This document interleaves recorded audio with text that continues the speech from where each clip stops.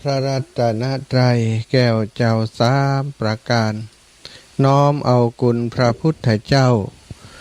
คุณพระธรรมเจ้าคุณพระสังฆเจ้าคุณพระอรหันตเจ้าอริยสงฆ์เจ้าจุตนจุองค์ได้เมตตาแผ่ปรมีมาเป็นนวโลกุตรธรรมปกเกล้าเกษาปกห่มรักษาครูบาอาจารย์พระมหาเถระพระเถรานุเถระเพื่อนสหธรรมิกสหพรหมจารีทุกรูปทุกองค์ปกห่มรักษาศรัทธาสาธุชนคนดีเท่าแก่อีพ่ออีแม่ตั้งหลายทุกท่านทุกคนติดตามรับฟังรายการสารธรรมยามค่ำตั้งสถานีวิทยุเพื่อการศึกษาวิทยาลัยสงฆ์นครลำปางซึ่งออกอากาศจากวัดบุญญาวาสวิหารพระอารามหลวงโดยเมตตาปรมีของครูบาอาจารย์ทางพ่อท่านพระครูอนุศาสตร์บรธรรมเมตตาสถานที่ตั้งสถานีท่านดร.จิรศักดิ์ปันลำผู้อำนวยการสถานีดูแลรับผิดชอบสถานีวิทยุคลื่น106.50 เมกะเฮิรตซ์กับทีมงานสถานีซึ่งประกอบไปด้วยดร.แอมพัชริยาฟองจันตาน้องนัทสถาพรสุธาคำได้ร่วมโดยช่วยการดูแลสถานีคือเป็นสถานีธรรมะสถานีบริการข่าวสารและสถานีด้านการบันเทิงต่างๆเนาะทุกวันตั้งแต่ตอนเช้าตั้งแต่ตี3รายการธรรมะก็มีหลายช่วงด้วยกันจนไปฮอดเวลา4 ทุ่มเมื่อค่ำยามคืนเนาะก็ได้ทำหน้าที่เป็นสื่อสารมวลชนเป็นกระบอกเสียงในทุกด้านโดยเฉพาะในเรื่องของการเผยแผ่น้ำธรรมคำสอนขององค์ชินวรสัมมาสัมพุทธเจ้าซึ่งเป็นเหตุผลหลักในการจัดตั้งสถานีขึ้นมาของวิทยาลัยสงฆ์นครลำปางแล้วก็ได้รับความอนุเคราะห์ช่วยเหลือจากศรัทธาญาติโยมทั้งหลายเนอะศรัทธาที่ได้ร่วมด้วยช่วยกันดูแลสถานีของเฮาเป็นการใช้จ่ายการน้ำการไฟการบริหารต่างๆก็ต้องขอบคุณศรัทธาทุกคนทุกท่านที่ได้ร่วมด้วยช่วยกันในเรื่องราวต่างๆเนาะเป็นสิ่งที่เท่ากับว่าหมู่เฮาทั้งหลายได้ร่วมด้วยช่วยกันในการดูแลสถานีของเฮาคือเป็นสถานีธรรมะตามที่ตั้งวิทยาลัยสงฆ์มีความมุ่งหมายมีความประสงค์ศรัทธาพบปะกันวันนี้วันอัง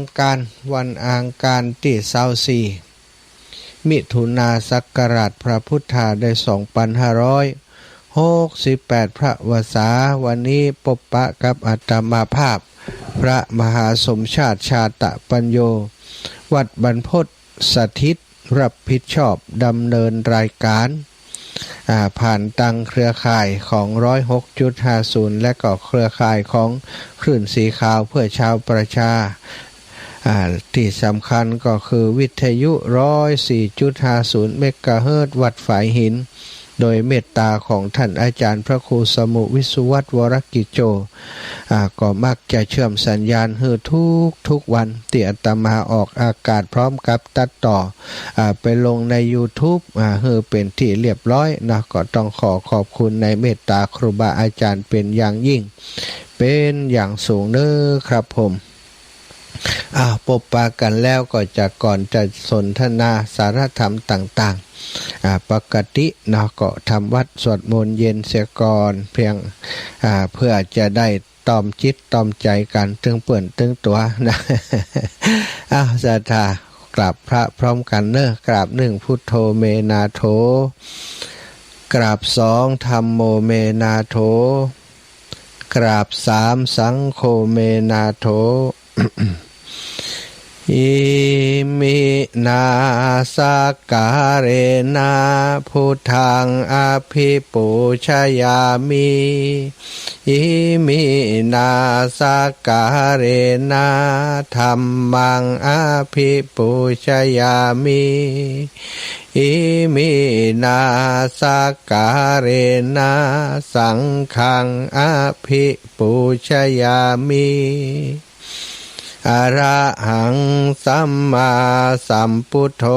ภคะวาพุทธังภคะวันตังอภิวาเทมิกราบสวากขาโตภะคะวะตาธัมโมธัมมังนะมัสสามิกราบสุปฏิปันโนภะคะวะโตสาวกสังโฆสังฆังนะมามิกราบ นะโมตัสสะภะคะวะโต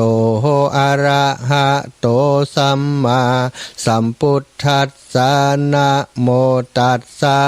ภะคะวะโตอะระหะโตสัมมาสัมพุทธัสสะ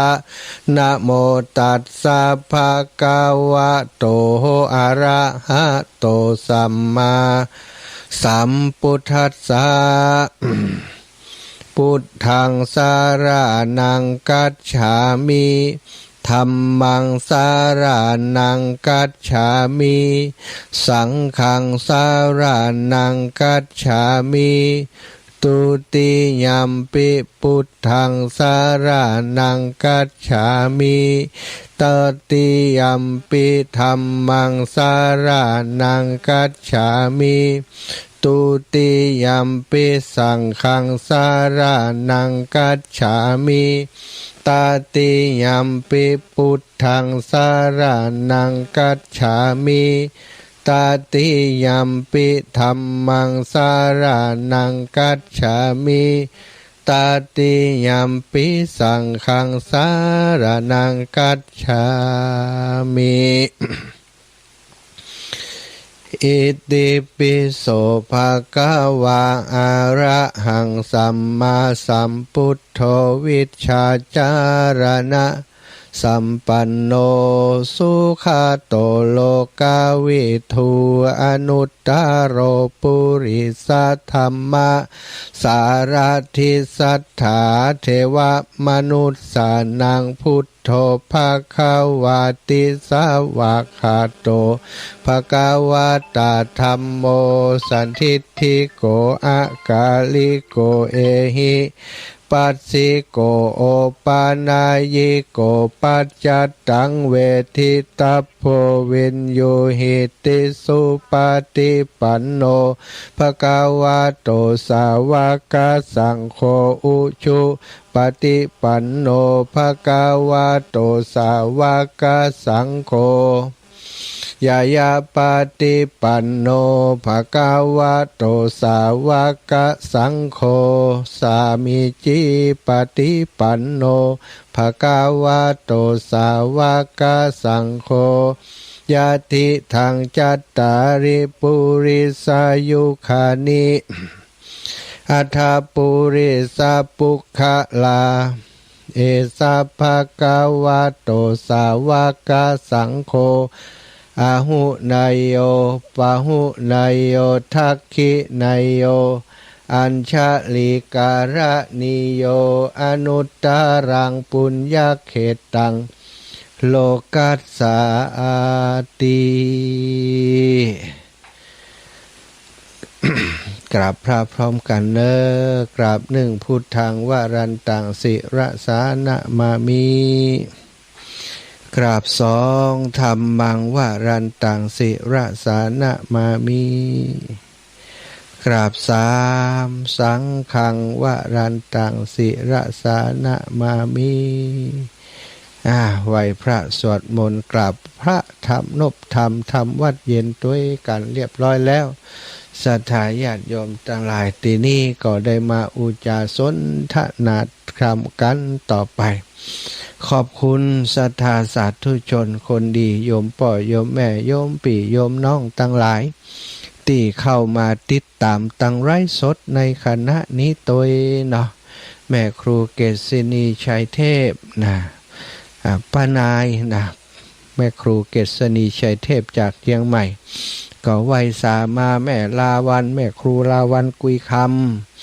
จากตังละปูนเมียงกี่ลำปูนก็รับฟังอยู่แม่กาบแก้วสีอินแก้วก็กำลังรับชมอยู่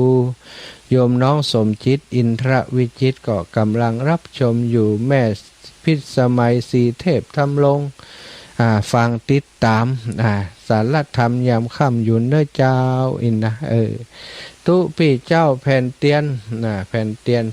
ยนที่มีคนร่วมบุญวันเสาร์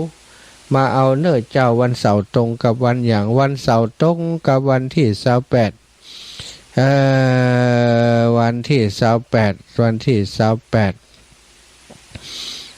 ได้อยู่เนาะบิณฑบาตเจ้าแล้วก็ไปสดไปตัง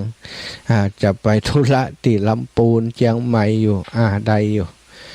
โยมน้องสมจิตแม่สีทอนเปรมจิตสันป่าตองสาวสันป่าตองแม่บัวโรยแรงจริงโยมแม่บัวโรยวันที่29ตุจะไปส่งตุปิตะวันที่อันบันแม่สายเงินเนาะแม่สายเงินวังเหนือเนอะไปแอวด้วยกันบ่ไปส่งตุปีกับวัดเปิ้นแล้วก็เปิ้นจะไปจำพรรษาพุ่นเนาะวันที่29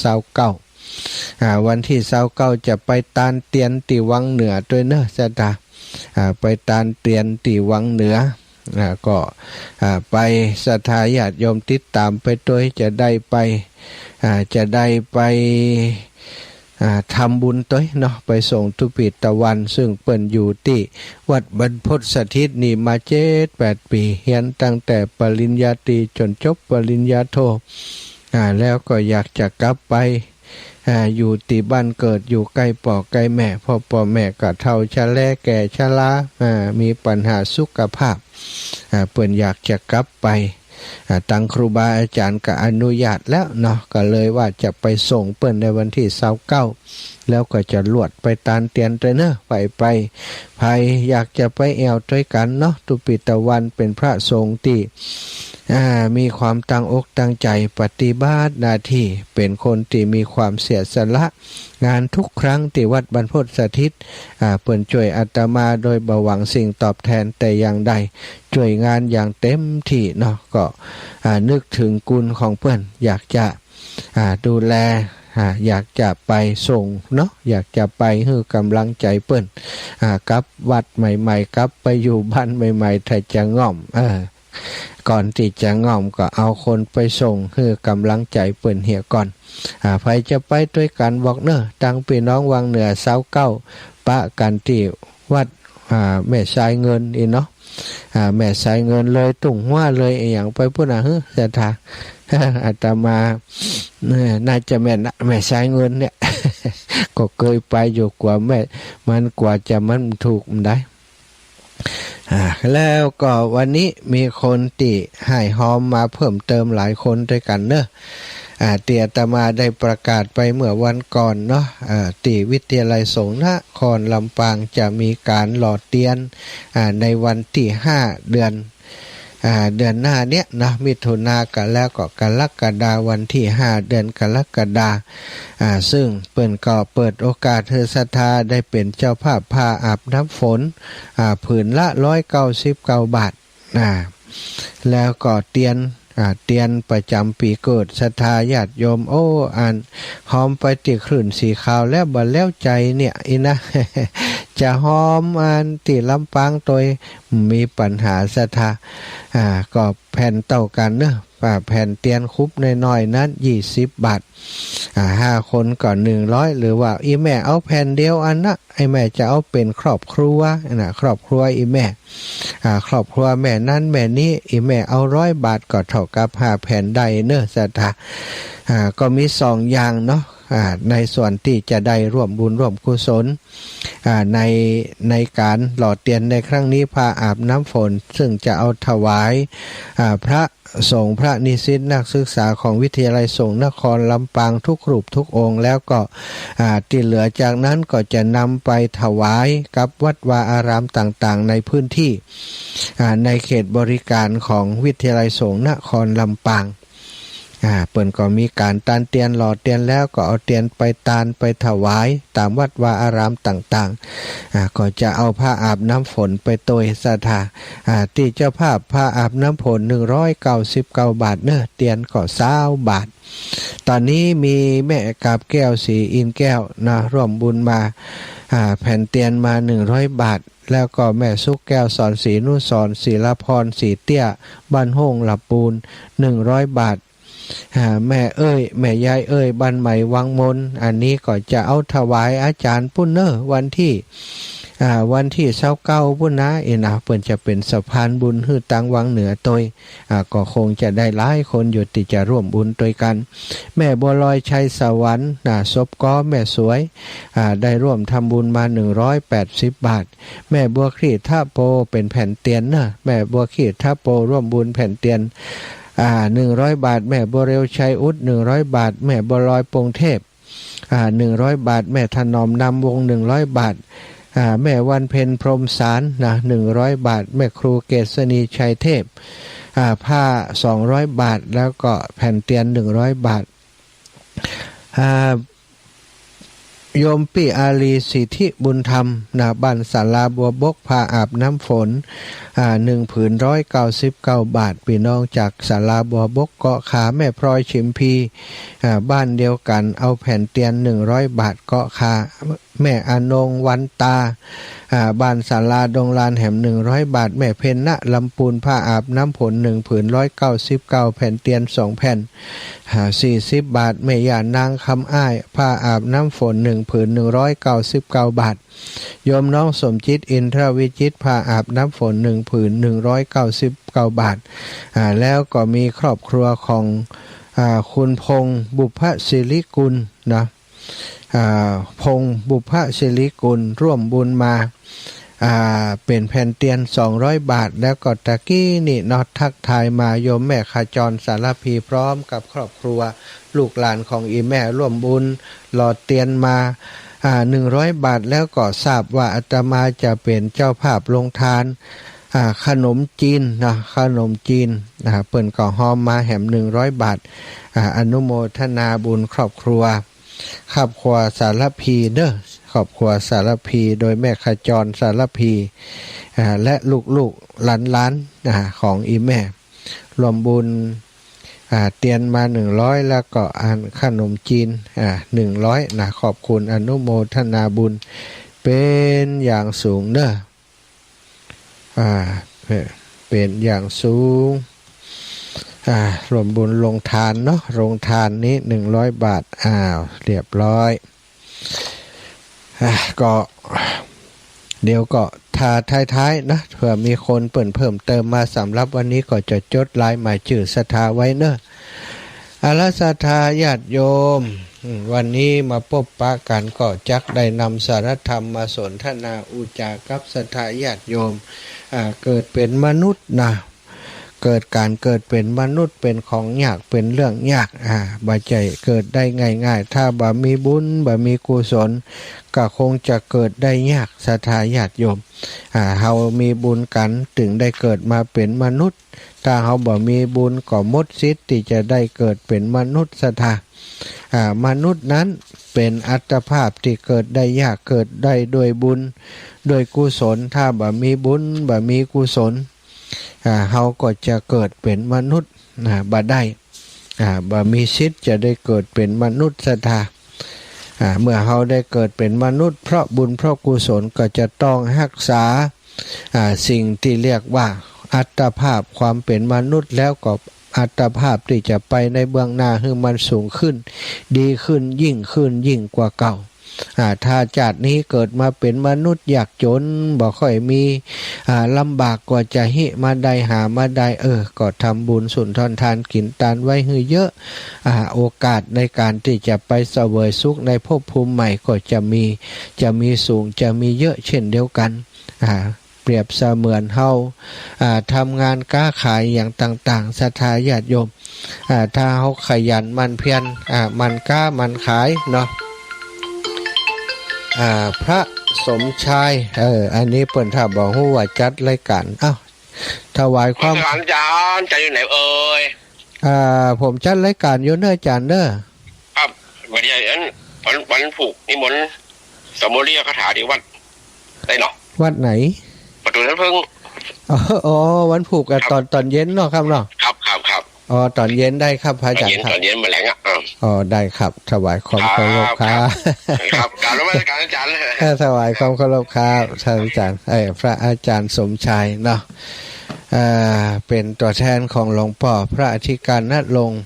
ปะภากโรได้เมตตานิมนต์ต่างอากาศกล่าวสัมโมทนียกถาที่วัดประตูต้นพึ่งวัดประตูต้นพึ่งซึ่งเป็นวัดที่มีการสวดมนต์ธรรมวัดทุกวันโดยเฉพาะวันพระจะมีคนไปปฏิบัติธรรมเยอะมากศรัทธาธรรมวัดสวดมนต์เยอะวันพรุ่งนี้เป็นวันพระ15 ค่ำเนาะก็จะมีคนที่จะไปฟังธรรมสัมโมทนียกถาก็ถ้าจะนักจะลาอยู่นะวันพรุ่งนี้ได้พบปะกันที่วัดประตูต้นพึ่งท่านางลอยนะวันพรุ่งนี้ได้วันพรุ่งนี้พบปะกันเนอะศรัทธาญาติโยมพี่น้องประตูต้นพึ่งพี่น้องพื้นที่ใกล้เคียงแฟนรายการสาระธรรมยามค่ำวันพรุ่งนี้ไปปะกันจะเอาของดีไปมอบให้เนอะ จะเอาของดีบอกเรื่องของดีคืออย่าง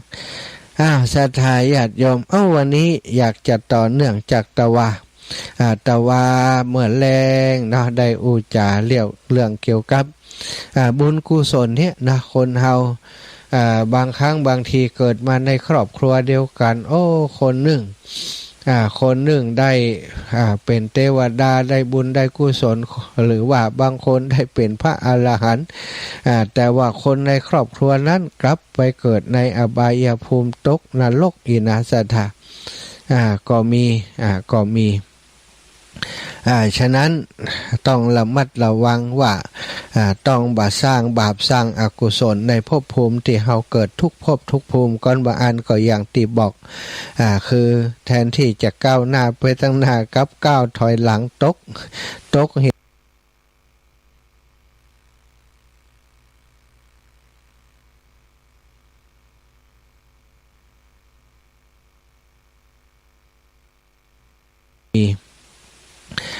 ฉะนั้นต้องระมัดระวังว่าต้องบ่สร้างบาปสร้างอกุศลในภพภูมิที่เฮาเกิดทุกภพทุกภูมิก่อนบางอันก็อย่างที่บอกคือแทนที่จะก้าวหน้าไปตั้งหน้ากับก้าวถอยหลังตก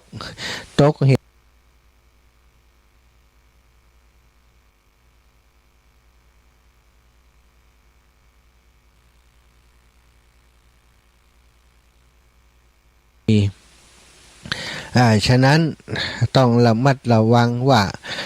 ต้องบ่สร้างบาปสร้างอกุศลในภพภูมิที่เฮาเกิดทุกภพทุกภูมิก่อนบางอันก็อย่างที่บอก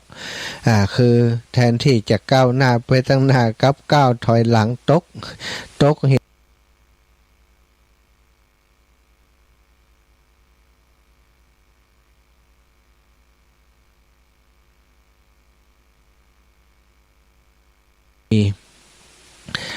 ฉะนั้นต้องระมัดระวังว่าต้องบ่สร้างบาปสร้างอกุศลในภพภูมิที่เฮาเกิดทุกภพทุกภูมิก่อนบางอันก็อย่างที่บอก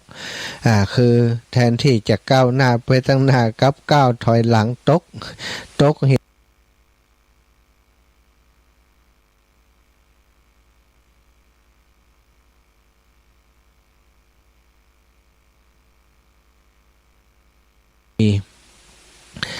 ฉะนั้นต้องระมัดระวังว่า ต้องบ่สร้างบาปสร้างอกุศลในภพภูมิที่เฮาเกิดทุกภพทุกภูมิก่อนบางอันก็อย่างที่บอกคือแทนที่จะก้าวหน้าไปตั้งหน้ากับก้าวถอยหลังตก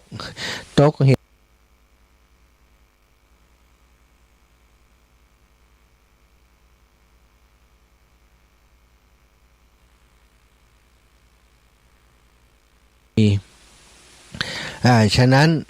ต้องระมัดระวังว่าต้องบ่สร้างบาปสร้างอกุศลในภพภูมิที่เฮาเกิดทุกภพทุกภูมิก่อนบางอันก็อย่างที่บอกคือแทนที่จะก้าวหน้าไปตั้งหน้ากับก้าวถอยหลังตก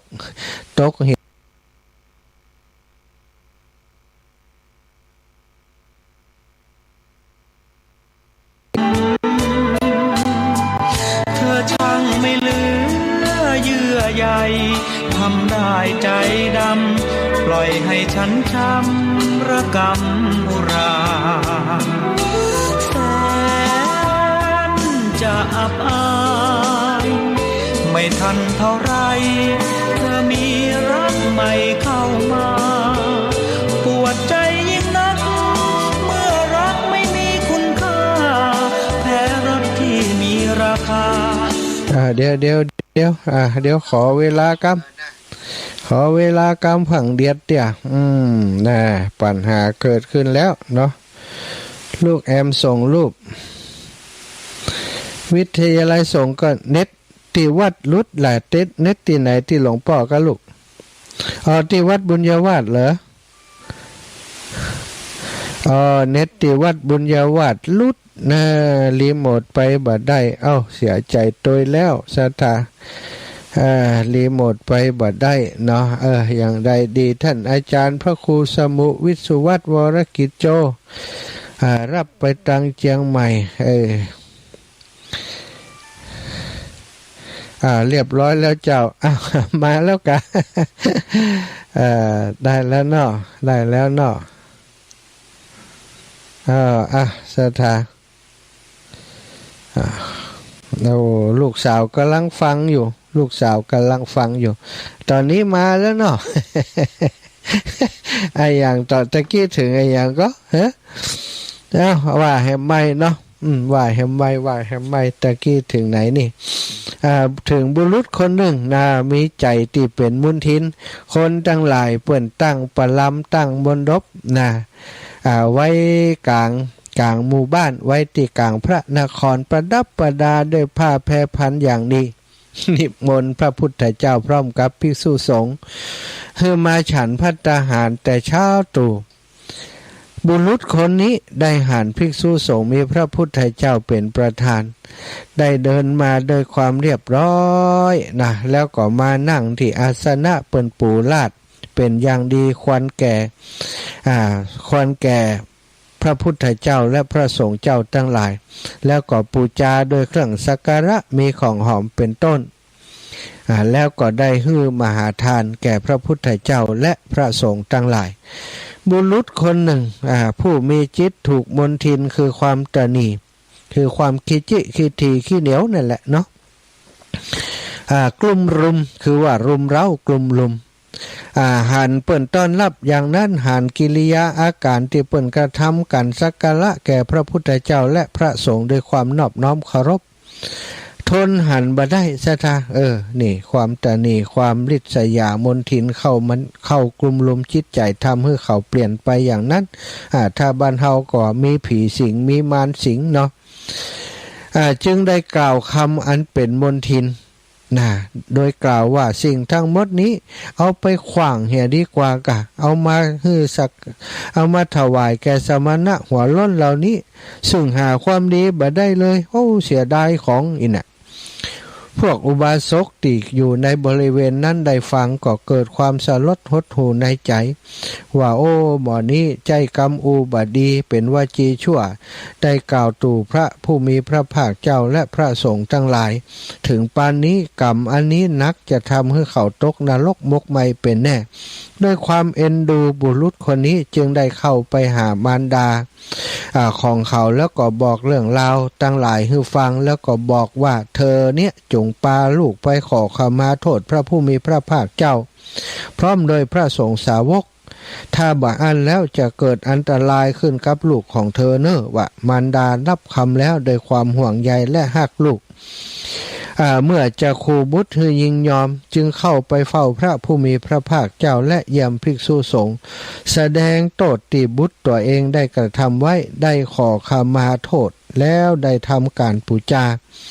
โดยการถวายข้าวยาคูตลอด7 วันแด่พระผู้มีพระภาคเจ้าและพระสงฆ์หลังจากนั้นบรรดานักบุตรก็ทำกาละบังเกิดในท้องของหญิงแพทย์สยาผู้ที่เลี้ยงชีพโดยกรรมที่เศร้าหมองพอบุตรนั้นเกิดขึ้นเท่านั้นมารดาฮู้ว่าเป็นเด็กชายก็ฮื้อเขาเอาไปทิ้งเสียที่ป่าช้า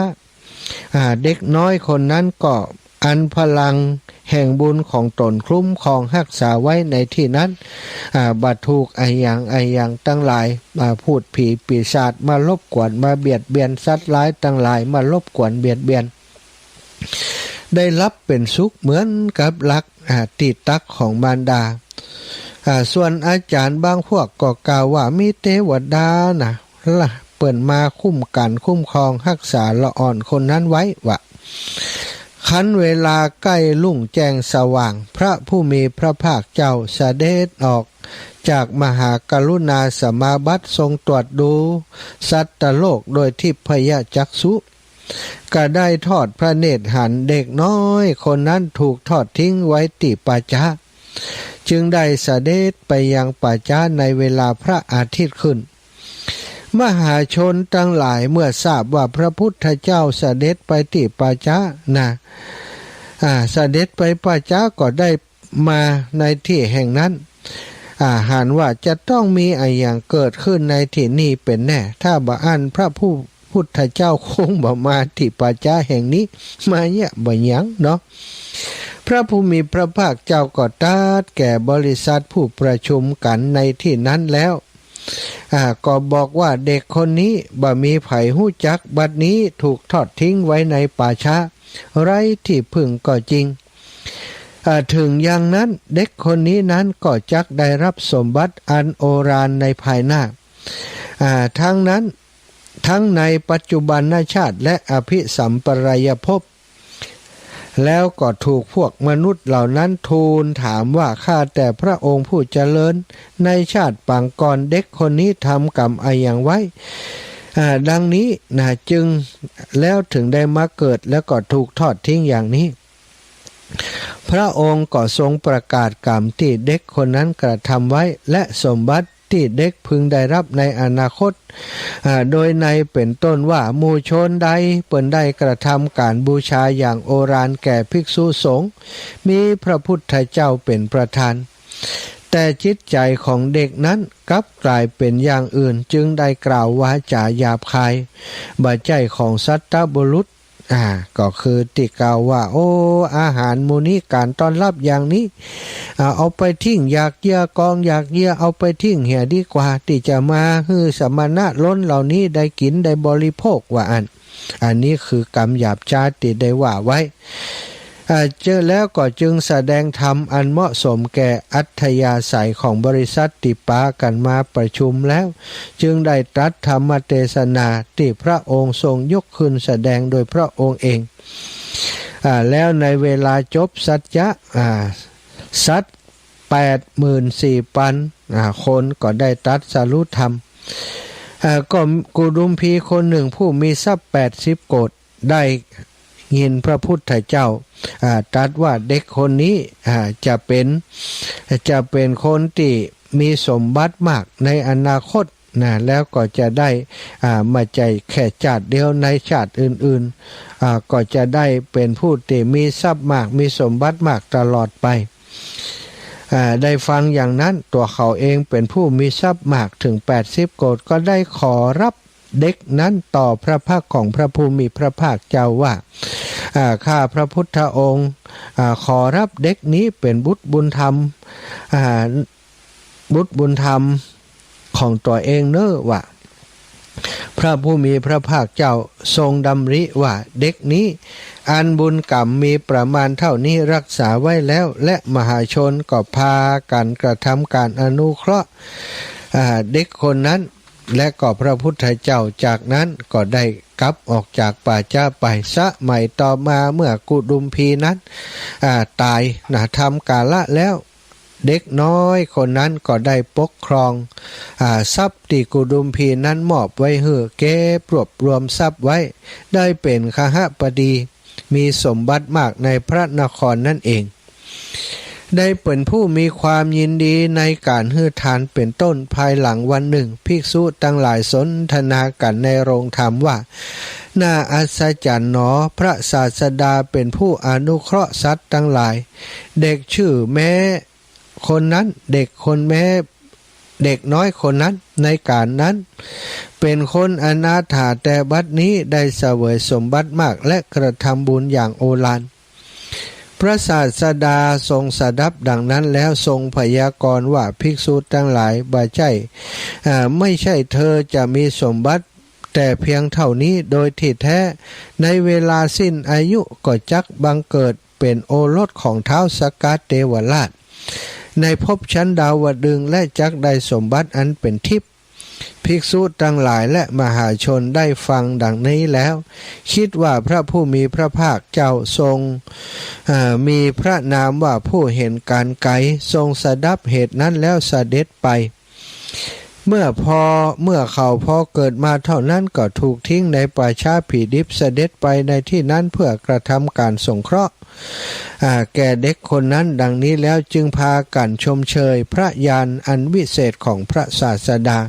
แล้วก็ได้กราบทูลประวัติของเด็กนั้นในอัตภาพนั้นได้รับทราบพระญาณของพระสุคตศาสดาน่าอัศจรรย์ศรัทธาอันนี้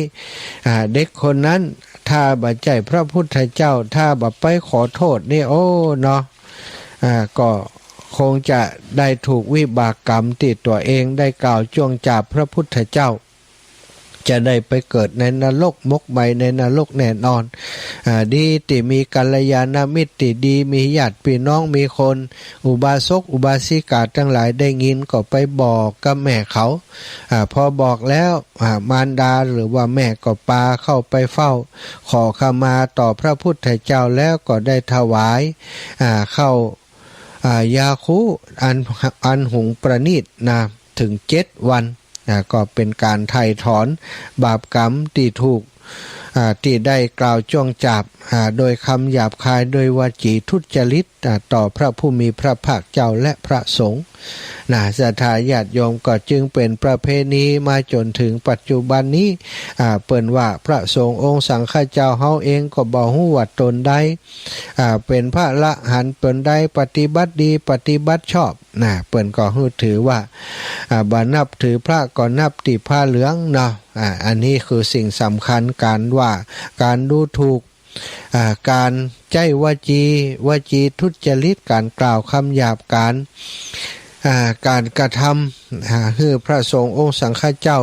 โดยการบริพาทด่าทอต่างๆมันบ่มีประโยชน์อย่างกับเฮาศรัทธาญาติโยมถ้าด่าไปแล้วว่าไปแล้วไปจับใส่ที่เป็นพระอรหันต์เป็นผู้ปฏิบัติดีปฏิบัติชอบอันตรายก็จะเกิดขึ้นกับเฮาเนาะทำบุญมาจัดนักจัดหลายเกิดความอิจฉาริษยาเป็นมลทินเกิดความตนีทีเหนียวเป็นมลทินได้กล่าวบริพาทกรรมอันบดีไปอันเป็นวจีทุจริตดังที่เด็กทารกคนนี้ได้กล่าวไปดีว่าเขาได้ไปกล่าวขอโทษแสดงตัวว่าได้กระทำผิดไปแล้วก็ไปขอโทษขอขมาจึงได้ละลดอดโทษได้ในที่สุดณเวลามีกิจกรรมอะไรอย่างเนาะศรัทธาญาติโยมที่เปิ่นทำบุญทำกุศลต่างๆเขาจะหันว่าพอเสร็จพิธีแล้วเปิ่นจะมีขอการสัมมาหรือว่าขอขมาพระแก้วเจ้า3ประการกายเยนะวาจาวะจัตเจตสาวกเปิ่นพูดเทกุกรรมมังปะกะตังมายายังเนี่ยอันนี้คือกรรมกล่าวขอโทษพระพุทธขอโทษพระธรรมขอโทษพระสงฆ์ขอโทษแม้กระทั่งอารามสถานที่ ในวัดวาอารามต่างๆเปิดก่อนยังขอขมานะศรัทธาวันตาหลวงวันตาน้อยนี่ถ้ามีสิ่งใดติผิดพลาดไปก็จะได้ละลดปลดโทษเปิ่นกว่าเป็นโทษเป็นภัยเกิดขึ้นกับตนตัวเนาะศรัทธาญาติโยมวันนี้ได้นำสารธรรมเป็นนิทานในธรรมบทนะมาแบ่งปันมาอุจาบอกกล่าวให้ศรัทธาญาติโยมเป็นคติสอนใจคือระมัดระวังหนอตึงเปิ่นตึงตัวนะบัจเจว่าสอนแก่ศรัทธาญาติโยมสอนตัวเก่าไปด้วยเรื่องเล่าอย่างดีๆก็เก็บใส่จิตใส่ใจบัดได้ปฏิบัติได้ละเว้นสิ่งที่บาดีปฏิบัติในสิ่งที่ดีๆศรัทธาเปิดสายให้ศรัทธาญาติโยมได้โทรเข้ามาเนอะขอบคุณยามรักษาการได้โทรเข้ามาแจ้งมาบอกเกี่ยวกับสถานีนะยายแก้วลุงกำตะกี้โทรมายายแก้วลุงกำป้าแก้วลุงกำวันพรุ่งเมื่อเจ้าเตรียมตัวเจ้าหน่อยเนอะเพราะว่าอาตมาภาพจะบ่ได้บิณฑบาตที่บ้านโถกหัวช้างแต่ว่าจะไปคือป้าแก้วได้ทำบุญวันเกิดเพื่อนเนาะจะตื่นเจ้าหน่อยกันแล้วกันประมาณตี 5 กึ่งจะไปถึงที่บ้านป้าแก้วเนอะตี 5 กึ่งถึงที่บ้านป้าแก้วจะได้เดินทางไปวัดแม่ห้องไคล้วันพรุ่งเมื่อเจ้าเปิ่นส่งน้ำพระธาตุครูบาอาจารย์เปิ่นนิมนต์เป็นส่งพิธีโตยนะก็จะได้เดินทางประมาณตี 5 กึ่งเพื่อจะไปเชียงใหม่ป้าแก้วตื่นเจ้ากันแล้วกันถวายความเคารพครับตุลุงมาก่อนเลยนะไม่ได้ฟังนะผมไม่ค่อยว่างครับผมไม่เป็นไรครับเดี๋ยวไปที่บิณฑบาตเขากลับช้าครับผมเมื่อเช้าในฝั่งโต้ยยอเขาหน่อยมั้งดีครับใกล้จะตี 5กว่าแล้วจะกึ่งตีจะกึ่งครับผมหลวงตาเขาพูดมากแต่ว่ามันได้เนื้อปากดีดีแล้วครับเวลาไม่พอดีครับสาธุครับถวายความเคารพหลวงตาเจริญพรยายพร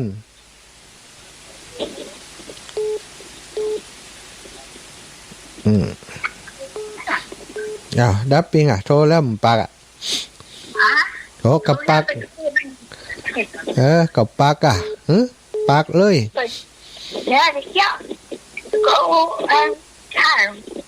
อันนี้นะเรื่อง3 รอบ4 รอบก็แบบไปอู้เรื่องเก่ากะอู้เรื่องยังจะถามยังก็ถามมันชับไปชับมานั่นแหละขอบคุณไปแล้วเหรอจบข่าวแล้วกะใช่บอกก็เยอะอันปฏิกิริยาเจ้าสาธุขอบคุณยายพรเป็นอย่างสูงชัดเจนแล้วดีแล้วแม่นวลยอดคำปานเจ้าใบตาเจ้าผูกมาแม่ห้อยแม่ของไข่บ้านวัดแม่ของไข่อยู่กับเจ้าแม่เปิ่นโทรมาเดือดร้อนว่าจะได้มานอนเพ่วะบอกว่าพอดีไปหาหมอไปฉีดยามาเลยบัดได้ไปนอนวันนี้ก็ไปหาหมออยู่กับเจ้าไปหาหมอโยมเปิ่นยอมป้าไปหาหมอที่เปิ่นไปรักษาหายนะเปิ่นก็ป้าไปรักษาที่ไรกะใจเรื่องไรเรื่องอย่างเนี้ยเจ้าสาธุนะแม่นะเจ้านั่นยานั่นโทรเด้อเจ้าแม่เจ้าผู้แม่ยังแน่กันเด้อจ้าถ้าไปกับป้ากันเนาะเจ้าสาธุจ้าทำไปก่อมปะ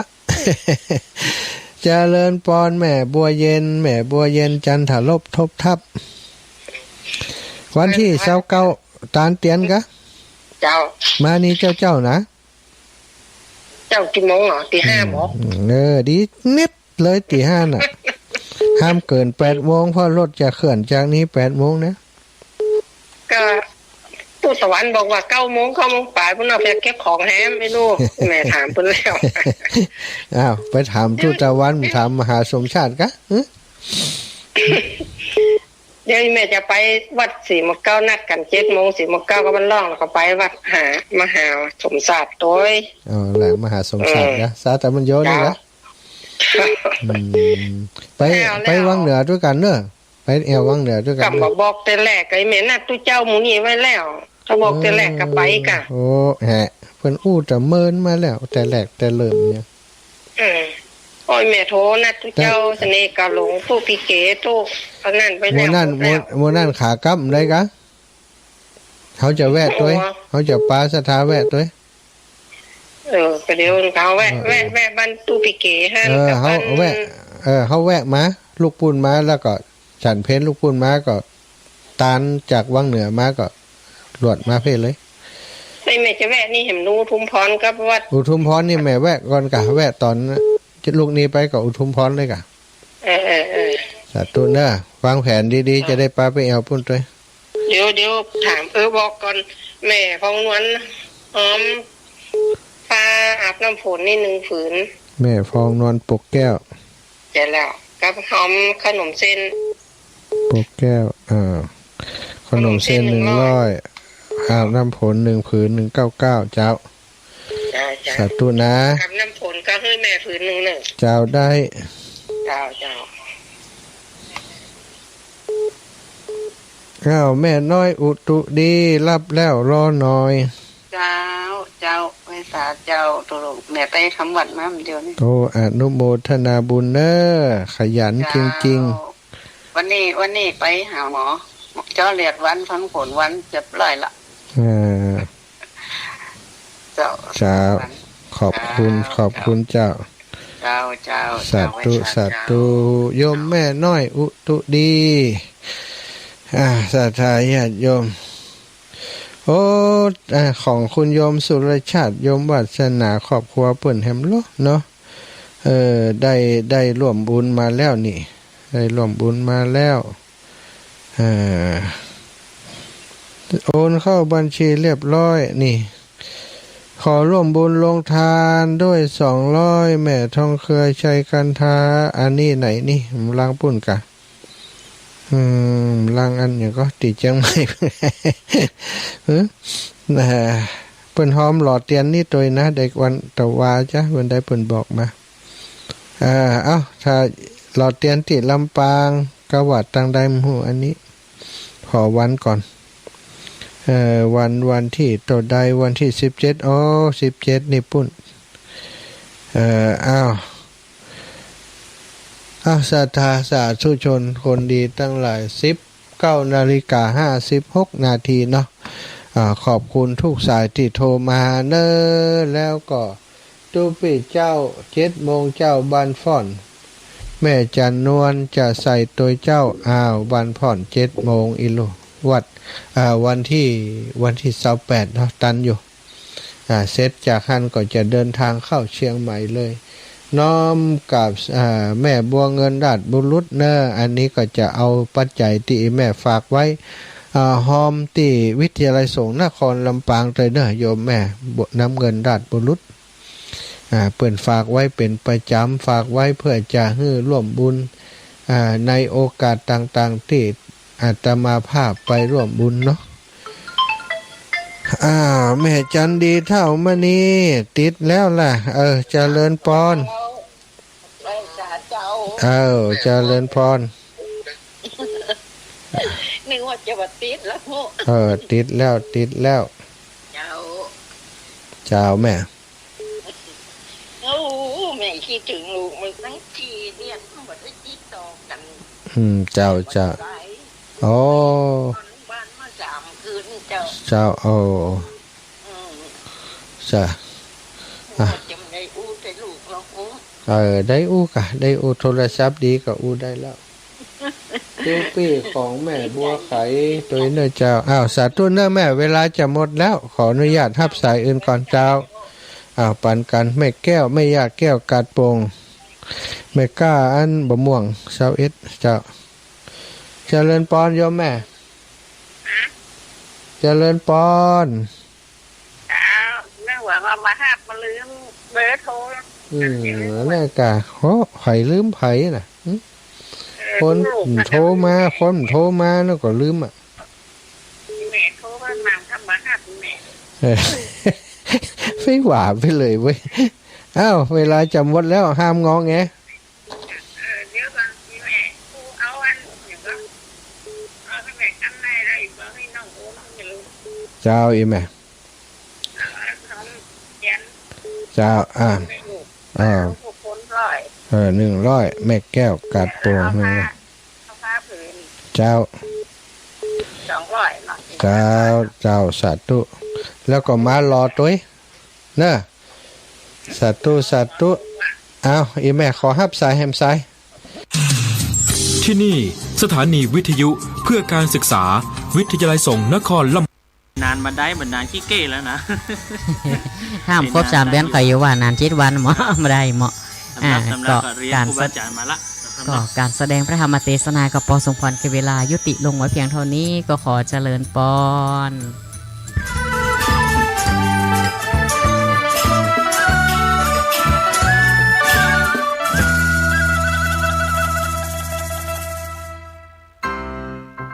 น้องๆหน้าหนาวนี้ไปแอวเหนือเฮาพักที่นี่บ่รีสอร์ทนี้ดีขนาดมีเครื่องทำน้ำอุ่นระบบแก๊สเอาไว้ให้พร้อมแต่ก็ต้องระวังเนอะเครื่องทำน้ำอุ่นระบบแก๊สมีคนตายมาหลายรายแล้วจะอั้นเลยกะอ้ายก็นึกภาพเอากะเปิดเครื่องทำน้ำอุ่นระบบแก๊สในห้องน้ำถ้าบ่มีพัดลมดูดอากาศการหมุนเวียนของออกซิเจนมันจะดีได้จะใดในเมื่อการเผาไหม้บ่สมบูรณ์ก็เกิดการสะสมแก๊สคาร์บอนมอนอกไซด์สูดดมเข้าไปมันจะไปจับกับเม็ดเลือดแดงและทำให้เม็ดเลือดแดงจับกับออกซิเจนได้น้อยลงเมื่อออกซิเจนเข้าไปถึงปอดก็จะย่าให้คลื่นไส้เมาหัวหายใจยากจนถึงขั้นเป็นลมแล้วก็ตายได้โดยเฉพาะคนที่มีโรคประจำตัวเช่นโรคหัวใจโรคเลือดจางหอบหืดถุงลมโป่งพองโรคความดันโลหิตสูงซึ่งจะมีโอกาสสูงกว่าคนอื่นน่ากลัวขนาดเนาะมันก็บ่ถึงขนาดนั้นถ้าหารู้วิธีคือถ้าอาบน้ำด้วยเครื่องทำน้ำอุ่นระบบแก๊สบ่ดีอาบเกิน10 นาทีจะต้องเปิดพัดลมระบายอากาศหรือให้อากาศถ่ายเทได้ดีอันนี้ก็จะช่วยได้นักถ้าหมู่เฮาแค่หูข้อมูลเพิ่มเติมโทรสอบถามได้ที่กลุ่มสื่อสารความเสี่ยงและพัฒนาพฤติกรรมสุขภาพสำนักงานป้องกันควบคุมโรคที่1เชียงใหม่053 140 774-6หรือสายด่วน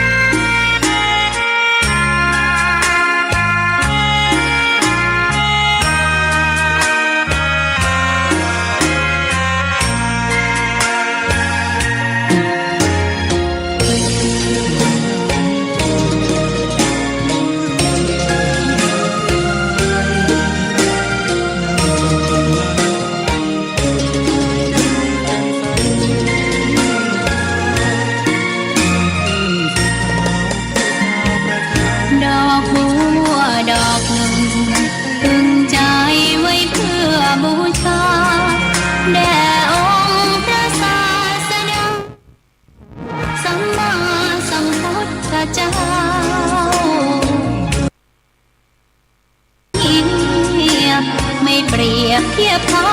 เทียบเราไรมองไม่งามทั้งเขาแต่เจ้าก็คือดอกบัวด้วยความสัตย์ซื่อยึดถือความดีเป็นหลักใครรักไม่รักก็ไม่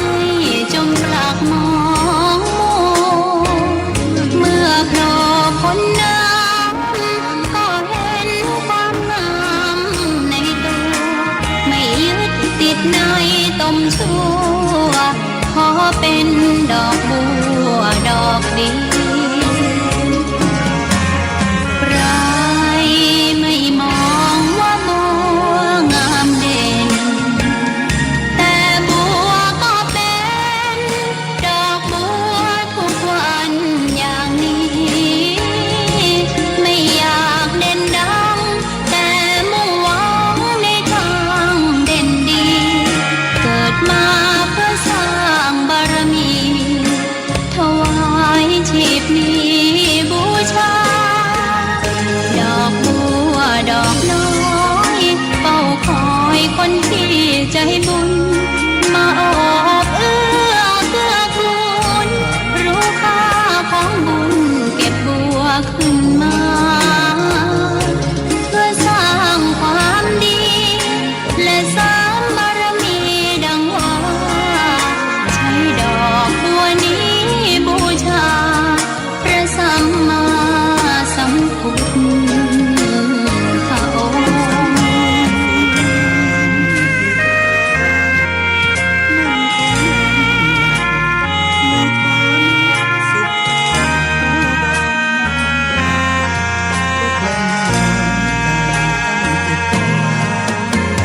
ใครไม่มองว่าบัวงามเด่นแต่บัวก็เป็นดอกบัวทุกวันอย่างนี้ไม่อยากเด่นดังแต่มุ่งหวังในทางเด่นดีเกิดมาเพื่อสร้างบารมีถวายชีพนี้บูชาดอกบัวดอกน้อยเฝ้าคอยคนที่ใจบุญมาโอบเอื้อเกื้อกูลรู้ค่าของบุญเก็บบัวขึ้นมาเพื่อสร้างความดีและสร้างบารมีดังว่าใช้ดอกบัวนี้บูชาพระสัมมา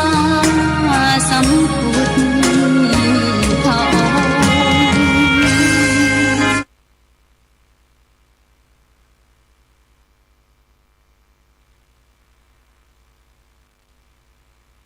ขอนอบน้อมต่อพระรัตนตรัยแก้วเจ้าสามประการ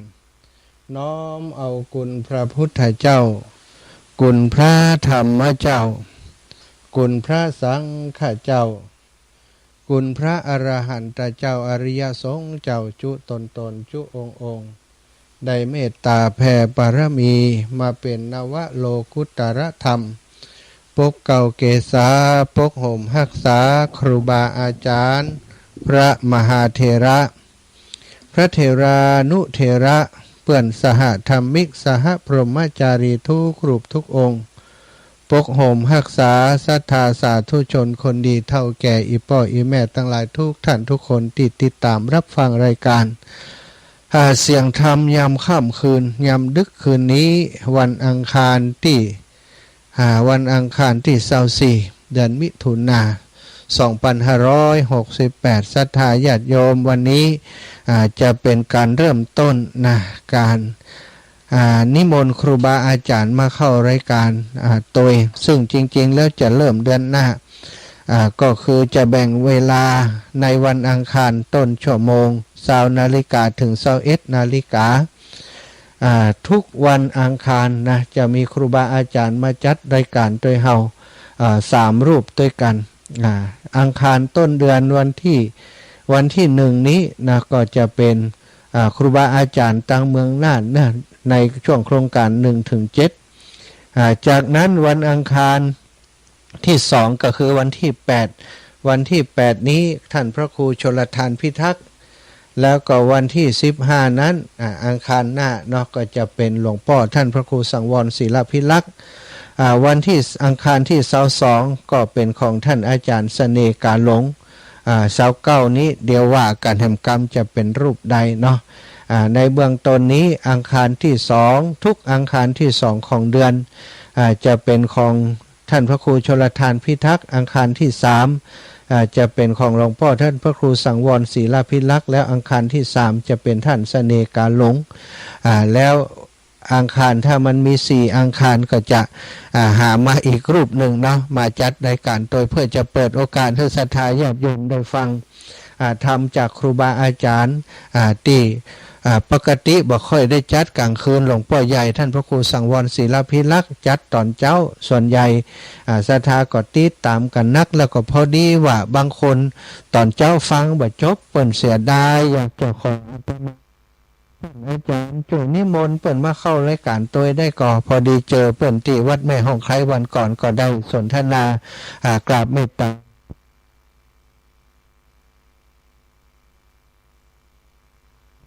บอกนอนเจ้าก็วันเดียวบ่ได้นะอดเอาเนาะนะหลวงพ่อก็เมตตาฮับนิมนต์แล้วเนอะศรัทธาตอนนี้หลวงพ่อนายจะพร้อมแล้วหลวงพ่อเปิดเพลงมาแล้วกันเนาะอาตมาจะลองเช็คสัญญาณหลวงพ่อกันเนอะถ้าหลวงพ่อพร้อมแล้วจะได้ฮับสัญญาณเชื่อมสัญญาณจากของหลวงพ่อเลยหลวงพ่อถ้าเรียบร้อยแล้วก็ทักทายมาได้เลยนะครับเนอะหลวงพ่อสามารถเริ่มไลฟ์สดได้เลยนะครับหลวงพ่อยังเงียบอยู่ เพราะว่าเสียงก็จะไปถึงเปิ้นเนาะศรัทธาญาติโยมถ้าหลวงพ่อพร้อมแล้วกราบนิมนต์หลวงพ่อท่านพระครูสังวรศิลพิลักษ์ได้เมตตาเข้ารายการได้เลยครับ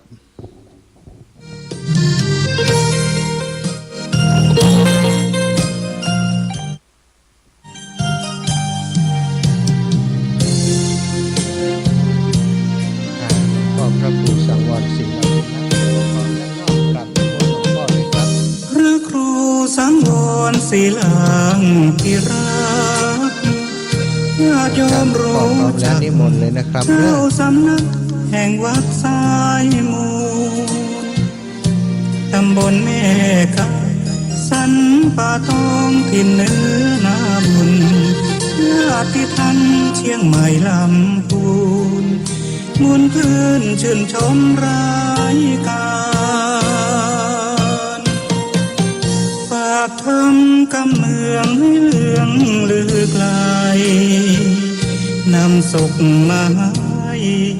กายใจแจ่มใสชื่นบานทางขึ้นสีขาวเพื่อชาวประชาถึงชายคาบ้านวิทยุมือถือสื่อสารเชื่อมสัญญาณจากวัดสายมูลมรดกธรรมกำเมืองร้อยเรียงสำเนียงภาษาสืบสานตำนานล้านนาอันทรงคุณค่ามิให้เสื่อมสูญภูมิธรรมเก่าก่อนคติคำสอนอานิสงส์ผลบุญสติปัญญาเพิ่มพูนช่วยหนุน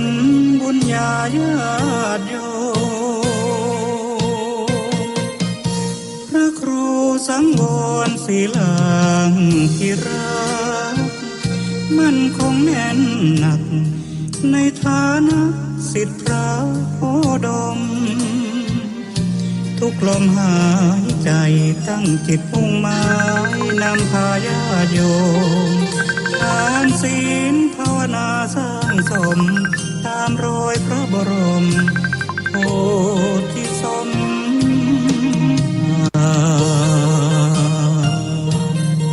นิมนต์หลวงพ่อเลยครับกราบนิมนต์เลยครับ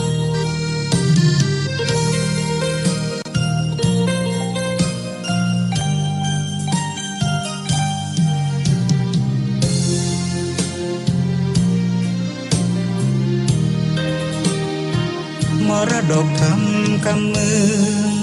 ร้อยเรียงสำเนียง ภาษาสืบสานตำนานล้านนา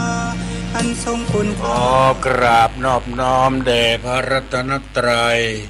อันมีพระพุทธเจ้าพระธรรมเจ้าพระสังฆเจ้าขอถวายความเคารพแด่พระเถรานุเถระพระสังฆาธิการพระสงฆ์องค์เนนจุตนจุองค์ขอเจริญพรกับคณะสัทธาสาธุชนทุกท่าน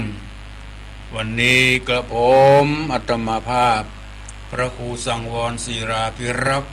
เจ้าอาวาสวัดสายมูลตำบลแม่กาอำเภอสันป่าตองจังหวัดเชียงใหม่ได้มาพบปะกับคณะสัทธาสาธุชนทั้งหลายในวันนี้ตั้งแต่2 ทุ่มจนถึง3 ทุ่มวันนี้เป็นแปลกหน่อยเพราะศรัทธาญาติโยมทั้งหลายได้รับจากท่านพระมหาสมชาติว่าขอมาออกในรายการของเมื่อคืนก็ได้รับปากเริ่มวันอังคารวันนี้เดือนหนึ่งจะมีครั้งหนึ่งสำหรับอาตมาพอออกศรัทธาญาติโยมทั้งหลายออกอากาศที่วัดสายมูลตำบลแม่กาอำเภอสันป่าตองจังหวัดเชียงใหม่เอารายการมรดกธรรมกับเมืองมาแทรกในปูจาสนทนาธรรมพอออกศรัทธาญาติโยมทั้งหลายพอดีได้รับวันว่ายืนยันแน่นอนวันนี้วันนั้นก็อู้กันครั้งหนึ่งก็ลงลืมไปไม่รู้วันใดก็มาเป็นวันคารวันนี้เพิ่นได้แจ้งมาเมื่อตอนบ่ายนี้ก็หมอฮู้จะเอาทำอย่างก็เลยได้ทำมาผูกหนึ่งเพิ่นฮ้องว่าโอวาทคำสอนของพระสัมมาสัมพุทธเจ้าเป็นคำเตือนสติแต่ทุกท่านบอกว่าลูกหลานสามีภรรยาคนเฒ่าคนแก่เอามาสะกิดกันมาเตือนกันพ่องอย่างนี้เป็นต้นเมินก็มาเตือนกันมาสะกิดกันเพื่อกระตุ้นในคำสอนของพระสัมมาสัมพุทธเจ้าน้อมนำไปประพฤติปฏิบัติเอาละเพื่อมือเสียเวลาพอออกศรัทธาญาติโยมทั้งหลายเวลาล่วงเลยมาเกือบ20 นาทีวันนี้วันที่24 เดือนมิถุนายน 2568แรม14 ค่ำวันพุธวันพระนึกออกศรัทธาญาติโยมทั้งหลายเดือนเก้าดับเอาละเพื่อมือเสียเวลาก็มาอู้มาจากันตอนท้ายแห่งครั้งหนึ่งมาฟังพระธรรมเทศนาโอวาทคำสอนเป็นลำดับต่อไปนะโมตัสสะภะคะวะโตอะระโตสัมมาสัมพุทธัสสะสุโขปุญญัสสะอุจจโยติลำดับธรรมเทศนามาถึงยังพระธรรมเทศนาอันเป็นคำสอน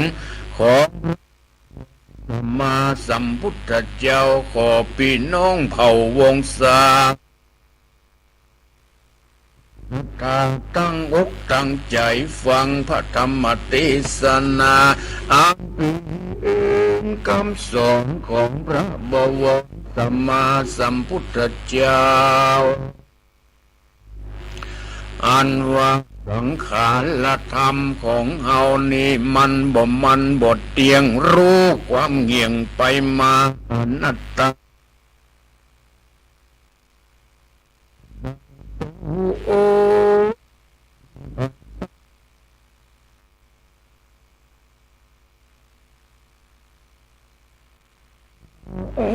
้มันมีหลักพยายามเท่าวงกดตายอายุยังหนุ่มเนาบ่าวสาวจีมาเขาว่ามีสนะมาอบรม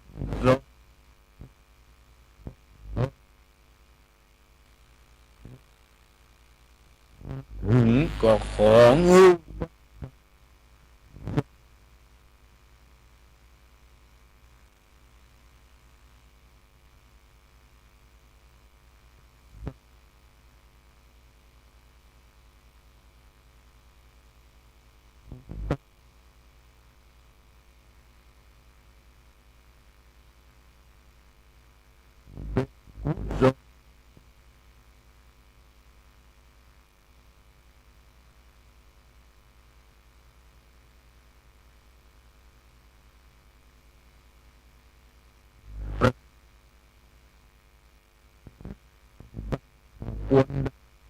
บัตตะ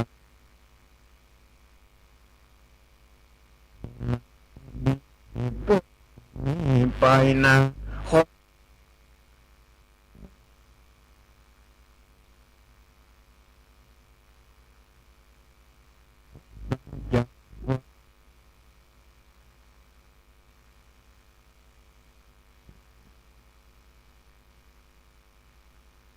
กุลเกต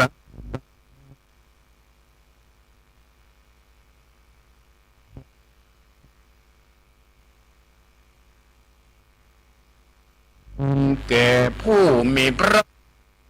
ตัวมาแต่ก่อนตั้งพอเท่าแม่มอนตานะกระตำกุลไว้ลายมากล้ำที่พวกแม่เขานะอย่า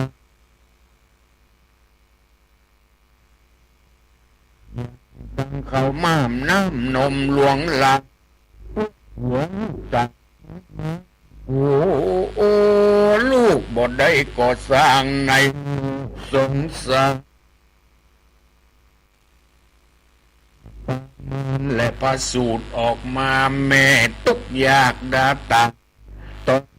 สายใจมาเกิดเอากำเนิดเป็นโคแม่ทนเต็มตีบางเตืออดกินข้าวจี่ไฟแดงพ่อกับแม่อดตุกใจตุกอันดัง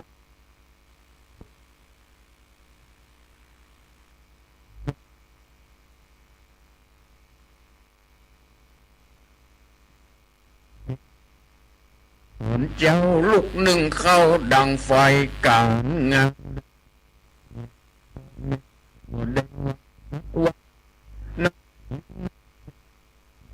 บ่หลีกเลี่ยงสักวันตุกมาตานก็เพราะเลี้ยงลูกยามเป็นขี้มุกวัดไอพ่อแม่อะไรค่ะโอ้ลูกน้อยได้เจ็บถึงตาตึงมือตึงวันพาปุกปันบ่พาโอ้สาเลี้ยงดูลูกบนจูจนปอเก่ปอใหญ่ลูกบางคนบอกใครมีบุญคุณกับพ่อกับแม่สักผักกาลูกบางคนปล่อยให้พ่อแม่ผ่านกันอยากลูกมีแต่หาใส่ปากตัวดำดาบางคนเมาเลี้ยงลูกเลี้ยงผัวเลี้ยงเมียของตน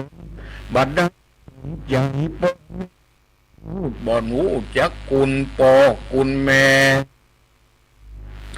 ลายของปอตันได้แผ่เมตตาตนบางคนกับกายเป็นคุณอันทะปาลาใบบอดบอกกึดฮอดถึงคุณพ่อคุณแม่เอานิสัยตัวว่าจมดาปิตามานดา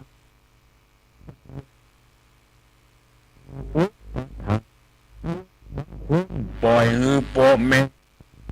อย่า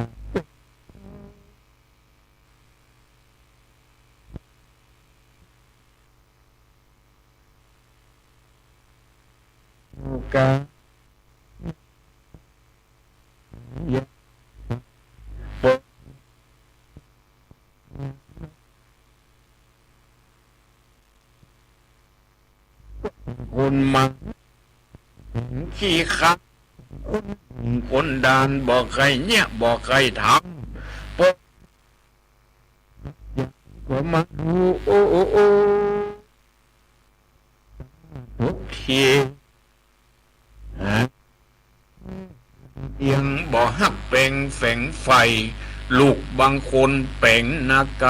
ตึบตินโยหากำค้อนบุบหมูบุบหมาโยพ่อแม่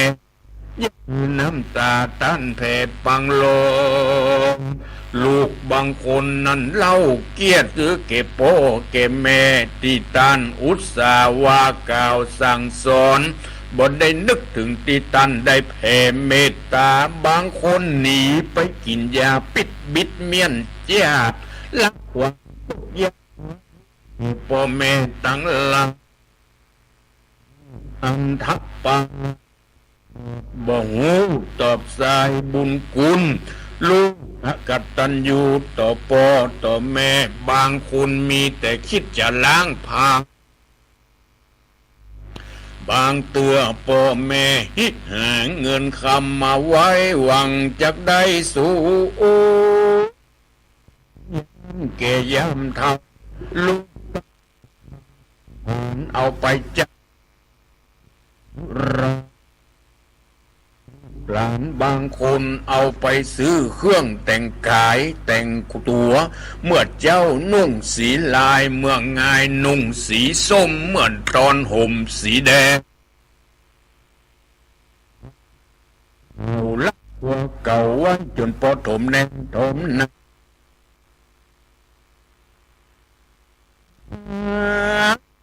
สั่งเพื่อหวังให้ลูกได้เป็นดิบเป็นดี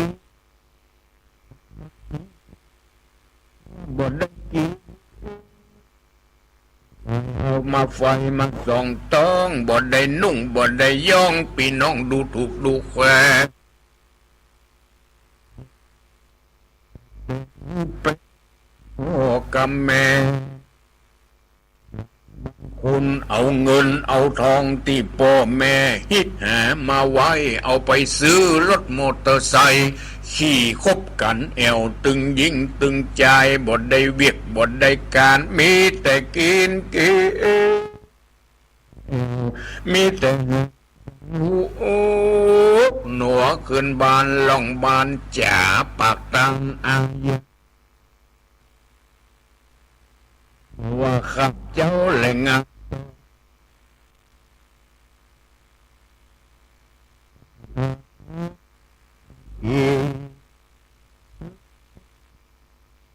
มาวินเต้าเท่าพ่อแม่ก็จำปี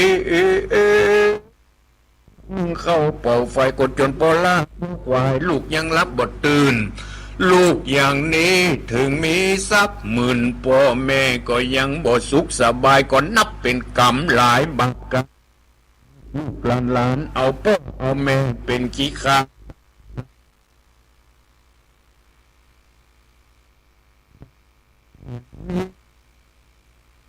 นี่ว่าเป็นบาปเป็นกรรมจะดังนี้แต่ความร้อนมันตกผ่านมันบ่มีความสำราญเจริญรุ่งในลูกเนอสักเนาอันเป็นลูกเป็นเต่าหลังเป็นก็คนได้มีความเคารพยำแยงต่อพ่อต่อแม่คุณเก่งบังกุลของตาของแม่ตั้งโทษทาโอนตีแม่สนอันนั้นจะแพ้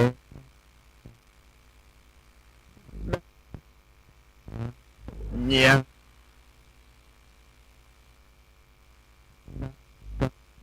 ใส่ใจลูกเต้าคนดังเป็นคนบ่หูบุญคุณหลายของพ่อของแม่ของบ่ได้เพื่อแผ่ถึงขั้นแม่ได้ล่วงลับดับขันปักบ่ได้กึศกระทำบุญอุทิศส่วนกุศลแก่พ่อแก่แม่สักพักกัน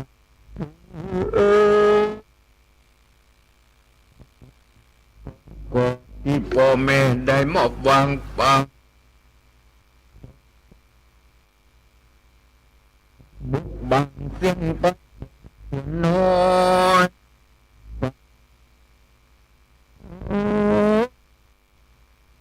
มาตุกจอวงเงียบพอกอยเย็นปีนรวมต้องมักเดือดร้อนผิดเถียงกันก็พอลูกแย่งหลักฐานของพ่อของแม่ขึ้นบ้านแก่โรงศาลบ่อยๆสุดท้ายก็ลวดกายปิดมาหอยหน่อยจ่าสาปุริสะตังลา ตีประกันมานั่งตั้งอกตั้งใจฟังพระธรรมคำสอนฟังแล้วจงประกันจำไว้ให้มันการฮู้บุญคุณของพ่อของแม่นั้นย่อมเป็นบุญเป็นเฮาก็จักฮู้บุญคุณของเราราเมือนดังที่เฮาได้ปฏิบัติต่อพ่อต่อแม่เฮามาส่วนลูกปลาลูกเท่าแก่ตานายลูกบางคนห้องพ่อแม่เป็นเสือเท่าห้องตุ๊เจ้าเป็นเสือเหลืองมันบ่ดีนะลูกเนอกันเฮามีลูกมีเต้าไปหน้าลูกของเฮาก็จักถอยจ้าเหมือนกับเรารามานเป็นกรรมเบาๆติดต่อเป็นผลร้ายก็ติดตามมันบ่งแงมเนอะลูกหลานตันเต่าเหตุนั้นขอลูกหลานจงได้กระทำแต่ต่างดีมีความกตัญญูกตเวทีหูบุญคุณต่อผู้มีพระคุณเป็นลูกที่ว่าง่ายสอนง่ายเชื่อคำสั่งคำสอนของพ่อของแม่มีความเคารพเชื่อถือได้ปฏิบัติแต่ต่างดีจากเป็นบุญเป็นปาระมีกุลกับลูกกับหลานจะเล่นนาหลอนลูกหลานใหญ่โตขึ้นมาแล้วมีครอบมีครัวก็ขอได้ปฏิบัติถูกต้องเป็นผัวเป็นเมียกันร่วมห้องก็อย่าได้กล่าวถ้อยผิดเถียงกันหากว่าผัวผิดพันมากกว่าฝ่ายเมียก็ก้อยกล่าวแองจากไข่ถ้าผัวเดือดเป็นไฟมากล้ำฝ่ายเมียก็คือเป็นน้ำดับเสียกันผู้เป็นเมียยอดซอยบ่ถูกถอยตามกองคือผัวจ๋าป๋องก้อยบอกก้อยเล่าถึงเรื่องเก้ากองดีผัวและเมียผ่องแผ้วผัวเป็นแก้วเมียเป็นแสงขอฮักแป่งกันทุกคำเจ้าเทวบุตรเทวดาเจ้าบานจักฮักษาแม่มากล้าขายเงินคำลายจักหลังเขามูลมั่งเต้าจักเป็นดีเป็นสลี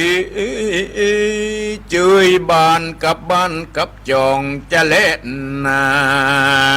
โมรักศรัทธาเราเจ้าข้าตั้งหลายที่เอาตั้งหลายได้เกิดมาในโลกาโลกลาตามีนาพอนาบ่หันรู้แผ่พันตายจากตาบังของมันว่าตันได้เก่ก็ดับจิตเพศตายไปบอกว่าภัยคนใดตายแล้วเอาสมบัติอาสังไปตัวบ่ได้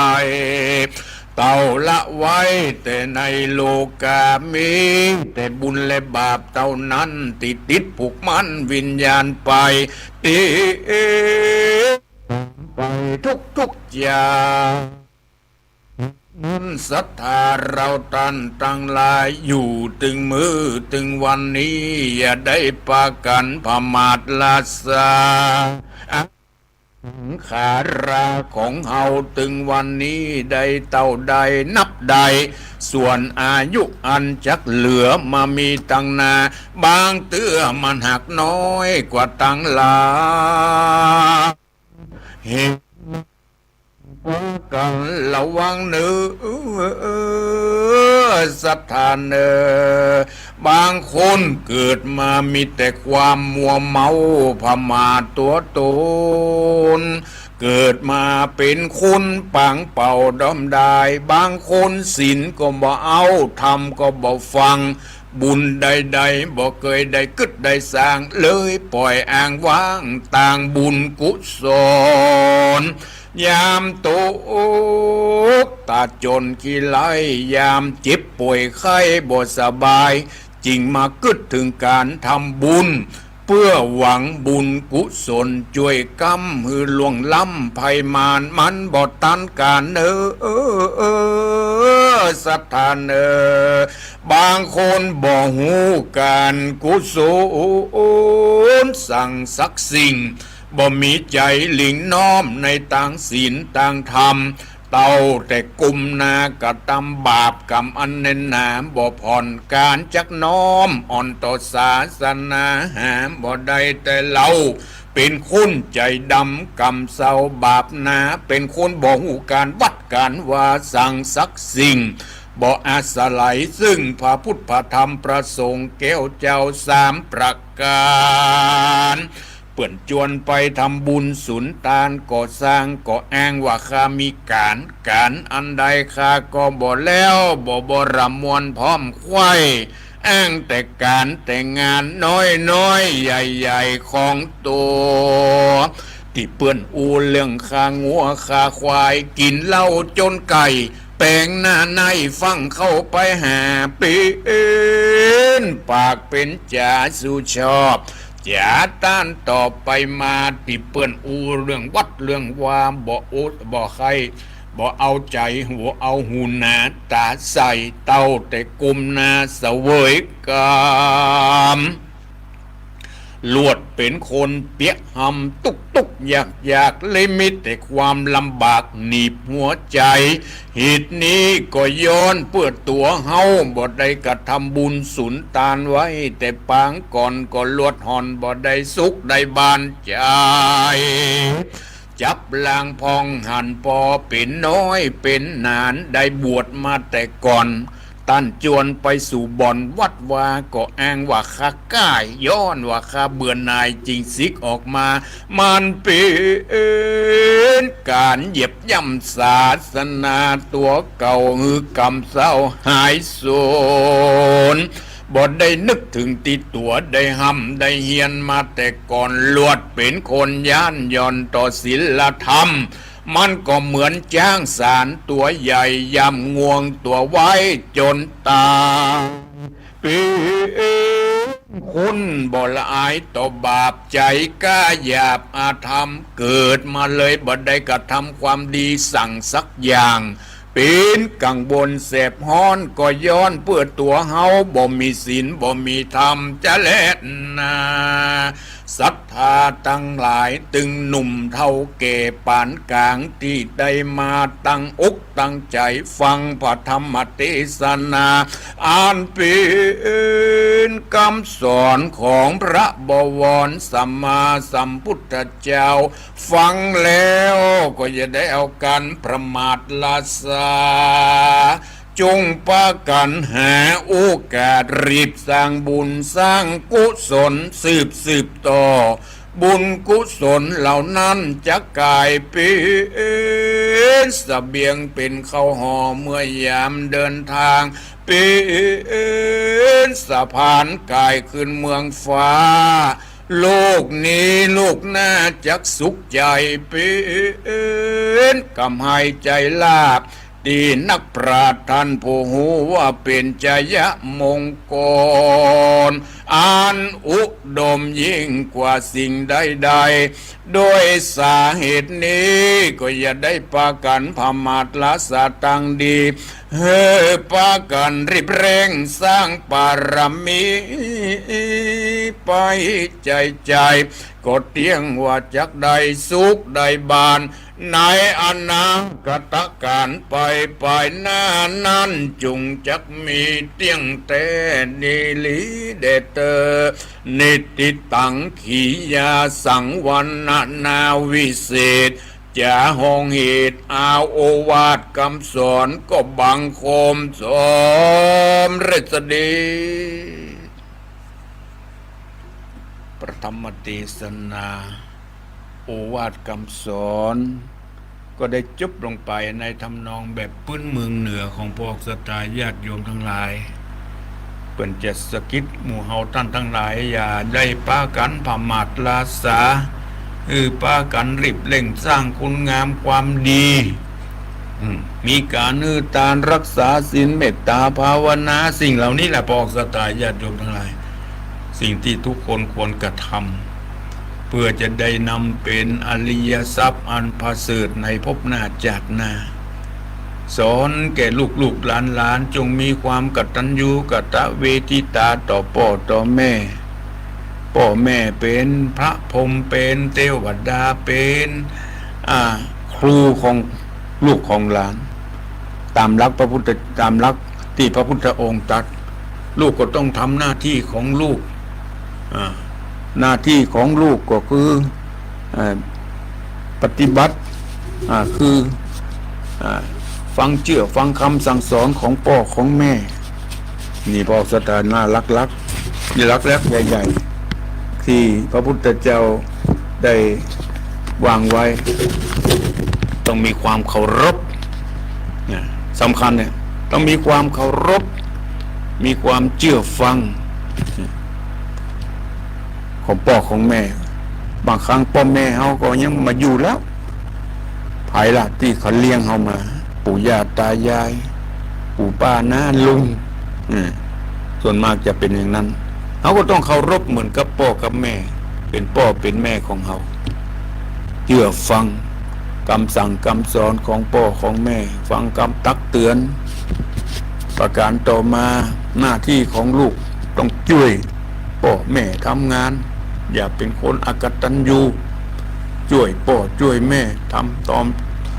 ยามเมื่อพ่อแม่มีการมีงานหน้าที่ของลูกก็ต้องหมั่นศึกษาห้ำเฮียนเพื่ออนาคตของตัวเองพ่อแม่เป็นหน้าที่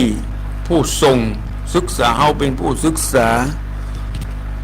จะดีจะหายต่อไปหน้าก็อยู่ที่ตัวเฮาประการต่อมาต้องประพฤติตนเป็นคนดีนี่หน้าที่ของลูกหน้าที่ของผู้น้อยประพฤติตนเป็นคนดีมีศีลมีธรรมหมั่นทำบุญให้ทานประการสุดท้ายดูแลผู้ปกครองดูแลพ่อแม่ดูแลผู้อุปการะคุณเฮามายามเหมือนเปิ้นเฒ่าเปิ้นแก่เป็นหน้าที่ของลูกๆหลานๆจะต้องปฏิบัติปัดปูช่วยดูช่วยแลอย่างในธรรมบางคนบักให้สนอกสนใจพ่อแม่เจ็บไข้ได้ป่วยพ่อบอกกวยพ่อแม่มีทรัพย์สินเงินทองเอาไปล้างไปผ่านอย่างนี้บอกศรัทธาญาติโยมทั้งหลายเป็นการเตือนสติถ้าใครมีลูกมีหลานก็นำไปบอกไปกล่าวหรือว่าลูกหลานฟังอยู่ก็ขอนำไปประพฤติปฏิบัติเพื่อจะได้เป็นพุทธศาสนิกชนที่ดี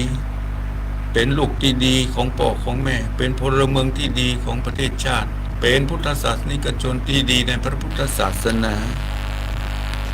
นี่เป็นคำเตือนล้วนแล้วแต่ที่ฟังมาก็บ่ต้องสรุปก็ได้พอสตายาโยมทั้งหลายคงฟังกันชัดเจนในเนื้อหาสาระของโอวาทคำสอนใครที่ฟังแล้วชัดเจนอย่างใดแจ้งผลการรับฟัง081 289 081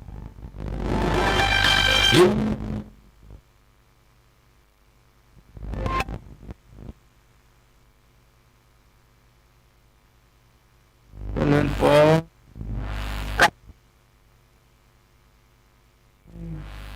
จากไม่เลือนแทนเต่าฟังชัดเจนดีเนาะไม่เลือนเนาะเจ้าชัดเจนดีเจ้าฟัง94เจ้าฟัง14เวียงปากเข้าไม่ขัดจานเจ้าฟังชัดเจนก็ดีละขอบคุณแล้วไม่เฮือนเด้อตอนแรกนั่นครับฮะตอนแรกนั่นวิทย์อันนี้ยุบโอ้ยุบตาเน็ตทำมารับลื่นเท่าไรเจ้ามาตอนตายแน่น่ะชัดเจนดีเนาะตอนตายนี่ชัดเจนดีเจ้ารักษาจ้าเจริญปนขอสาธุแท้โอ้มาจากไหนมันไม่การเจ้า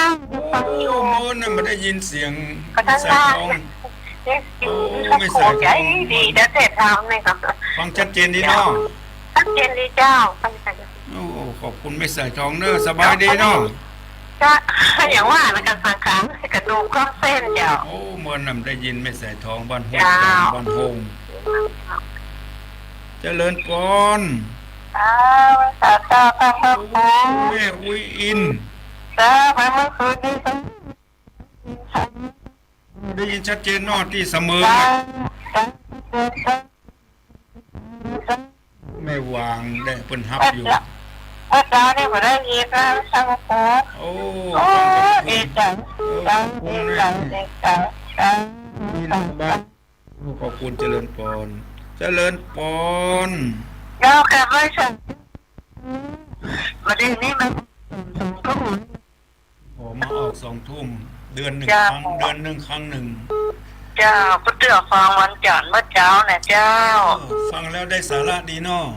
ได้สาระดีเด้อท่านพระครูเจ้าทำแบบเมื่อค่ำยามคืนนี่น่ะโอ้โหเตือนจากมีคนเอาทุกคน เปลี่ยนบรรยากาศเนาะเปลี่ยนบรรยากา เจ้า ศมันมีหลายรสหลายชาติ เจ้าติด3อยู่เด้อแม่สุเกียวสุนทรนะเจ้า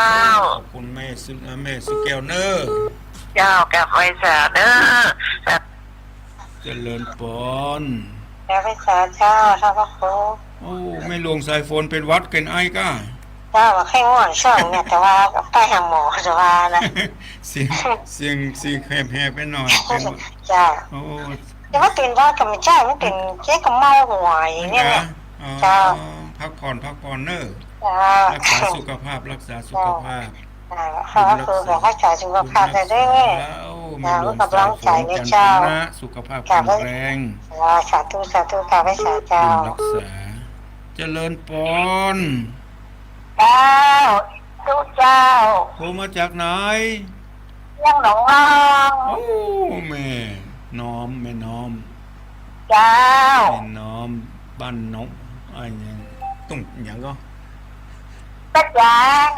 วัดตัดยางเบียงหนองลองฟังชัดเจนดีเนาะ เจ้าแต่ตอนแรกก็ชัดเจนเจ้าประเด็นชัดเจนดีเจ้า ขาดหายกะ เจ้า มันคงเน็ตคงทำบัตรหลับลื่นเท่าใดเนาะ เจ้า แม่น้อมเนอ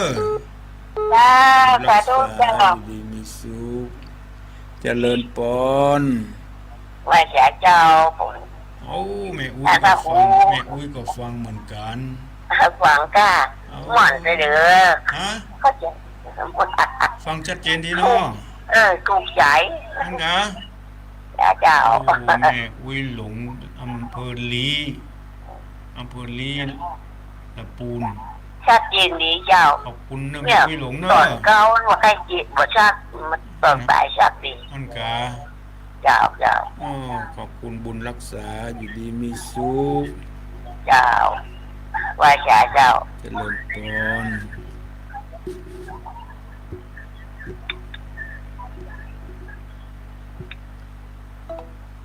ช่วงนี้ได้เอาพระธรรมมาเทศนาทำก้อมทำโอวาทคำสอนมาเตือนสติแก่ลูกๆหลานๆคือได้ปฏิบัติตามหน้าที่ของลูกคือมีศีลมีธรรมมีศีลก็คือศีล5ธรรมก็คือธรรม5เนี่ยศีลก็คือปานาติปาตาบ่ฮือทรมานสัตว์บ่ฮือฆ่าสัตว์ธรรม5ข้อที่1ก็คือมีเมตตามีกรุณาเรามีเป็นคู่กันไปการมีธรรม5มีสัมมาอาชีวะเลี้ยงชีวิตในทางที่สมควรที่เหมาะสมบ่ผิดต่อจารีตบ่ผิดต่อกฎหมายบ่ผิดต่อศีลธรรมเจริญพร การเจ้าว่าการเจ้า โอ้มาจากไหน ลำปางก็ไม่บัว โอ้มาจากลำปางแม่บัวฟังชัดเจนดีเนาะที่ลำปาง บ่ค่อยชัดเจ้ากระท่อนกระแท่นอย่างนี้ อันน่ะหม้อกระท่อนกระแท่นเน็ตคงบ่ราบรื่นเท่าใดได้พอฟังได้เนาะ มันเจ้า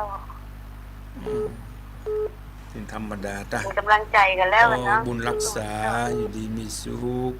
เจริญพร ไปจากครับพระครูครับ โทรมาจากไหน อันที่เล็กยิ่งกว่าเปาครับ เวียงป่าเป่าก็ฟังชัดเจนดีเนาะ ครับ โอ้เวียง บอ ปาก วิน เป้า นะครับ ฮะ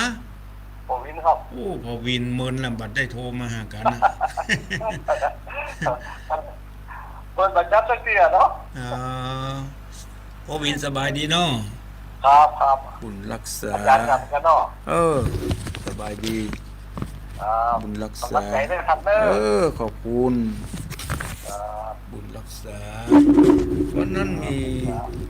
โยมจากเวียงปากเป้าคนหนึ่ง ชื่อคุณแม่คำดิบคุณแม่คำดิบกันทวงศ์แก้วพรหมทะเนี่ยได้ฝากซองปูจากันเทศมาไปค้นผลในถงโอ้ยังมีแหมซองหนึ่งคุณแม่คำดิบกันทะถงกันทวงศ์บงเล็บแก้วพรหมทะร่วมทำบุญกันเทศมาอยู่บ้านสีเวียงทองหมู่10ตำบลเวียงปะเป้าจังหวัดเชียงรายโอ้ขอบคุณเนอะเมื่อวานนี้มาได้เอามาขอบคุณมาได้เอามาประกาศ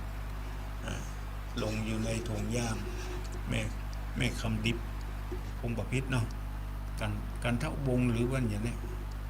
แก้วพรหมทะขอบคุณเนอะแหมซองหนึ่งชื่อเพิ่นก็เขียนเฉพาะชื่อแม่ปวรีอินสุวรรณพร้อมบุตรพร้อมลูกหลานทุกคนไว้เลยได้ปูจากันเทศมาก็ขอบคุณอนุโมทนาเป็นบุญเป็นกุศลในเนื้อหาสาระพระธรรมเทศนาก็ย้ำถึงลูกหลานคือได้ปฏิบัติต่อพ่อต่อแม่ปฏิบัติต่อผู้มีพระคุณสำคัญที่สุดก็คือมีศีล5มีธรรม5มีศีลและธรรมมีศีลแล้วก็ต้องมีธรรม5อย่างที่บอกไปเมื่อกี้ธรรม5ก็คือเป็นคู่ของศีล5นอกจากเรามีศีลข้อที่1แล้วต้องปฏิบัติในธรรม5ข้อที่1คือมีเมตตาความฮักกรุณาความสงสารต่อสรรพสัตว์ทั้งหลายที่เกิดมาร่วมโลกเดียวกันอย่าได้เข็นฆ่าอย่าได้ทรมานกันอย่ามีจิตใจเหี้ยมโหดทารุณจงมีใจเมตตาอบอ้อมอารีต่อกันและกันประการที่2เอาบัลลักของกันแต่เฮามีสัมมาอาชีวะเลี้ยงชีวิตไปตามสมควรการเลี้ยงชีวิตการค้าการขายการทำมาหากินนั้นบ่ผิดศีลธรรมบ่ผิดจารีตประเพณีของบ้านของเมืองบ่ผิดกฎหมายนี่เป็นห้องว่าสัมมาอาชีวะการเลี้ยงชีพที่ชอบธรรมประการที่3มีความสำรวมกายวาจามีความสำรวมบ่ผิดลูกผิดเมียบ่ผิดผัวผิดเมียคนอื่นอย่างนี้เป็นต้นยึดถือสิทธิในสิทธิของคนอื่นประการที่4คือมีสัจจะบ่พูดเท็จบ่พูดส่อเสียดบ่อู้กำหยาบกำคายอู้แต่สิ่งที่เป็นสิริมงคลการอู้การจาที่ออกมาล้วนแล้วแต่เป็นคำสัตย์คำจริงนี่ประการที่5ตั้งอยู่ในความบ่ประมาทมีสติคือความระลึกได้สัมปชัญญะความรู้ตัวอยู่ตลอดเวลาจะอู้จะคิดจะทำอะไรอย่างรู้ตัวอยู่ตลอดเวลาว่าสิ่งใดที่ทำไปแล้วมันจะเดือดร้อนบ่ทำสิ่งใดที่มันจะก่อให้เกิดประโยชน์แก่ตัวเองและสังคมสิ่งนั้นเราควรทำนี่เป็นต้นนี่เราเรียกเอาเป็นห้องว่ามีคุณธรรม5ประการควบคู่กับมีศีล5คือได้ปฏิบัติไปเพื่อจะได้เป็นพุทธศาสนิกชนที่ดีในพระพุทธศาสนาสืบต่อไปใครที่จะโทรมาอู้มาจายังมีเวลาแหมน้อยหนึ่ง0812898992ลูกที่ดีปฏิบัติต่อพ่อต่อแม่ย่อมเป็นคนดีในสังคมทีนี้เมื่อเฮาเติบโตมีครอบครัวแล้วถ้าเฮาปฏิบัติต่อพ่อต่อแม่เฮาดีลูกหลานที่จะของเฮาที่จะ สืบต่อไปนั้นเขาก็จะเป็นคนดี เพราะเขาหันเฮาปฏิบัติต่อพ่อต่อแม่เขาปฏิบัติต่อปู่ย่าตายายดีลูกหลานที่จะปฏิบัติต่อพ่อต่อแม่เฮาก็เป็นคนดีมันเป็นกรรมเป็นกรรมเป็นเฮาว่ากรรมมุนาวัตติโลโกมันเป็นกรรมที่สืบกันมาเฮาทำดีก็ย่อมได้รับผลดีตอบสนองแต่บางครั้งบางทีมาถึงตอนเฮาลูกเฮาอย่างใดถึงว่าใครอยู่ต้อยฟังกรรมเป็นอย่างใดล่ำเหลือว่าก็ยังสอนก็ยังได้ก็มาเอาทานก็เพราะเมื่อก่อนเฮาก็เป็นคนดื้อเป็นคนบ่เอาบ่อยู่ในโอวาทกรรมสั่งสอนของพ่อของแม่มันเป็นกรรมสืบกันมาพอสตาญาติโยมทั้งหลายดังนั้นเอาควรฝึกหัดเฮาตัวของเฮาก่อนคือเป็นคนดีอย่าเอาตัวอย่างที่บดีมางามมาฮือแก่ลูกแก่หลานได้ฮู้ได้หัน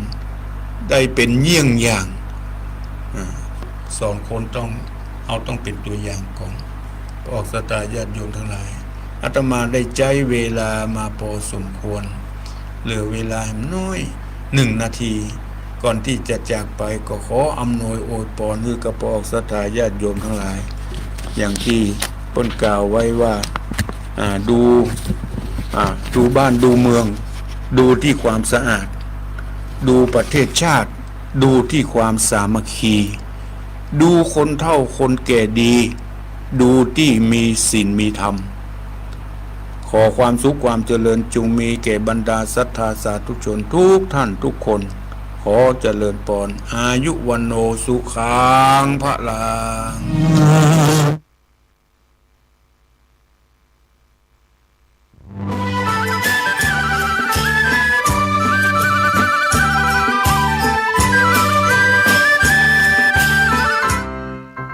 น้องๆหน้าหนาวนี้ไปแอวเหนือเฮาพักที่นี่บ่รีสอร์ทนี้ดีขนาดมีเครื่องทำน้ำอุ่นระบบแก๊สเอาไว้ให้พร้อม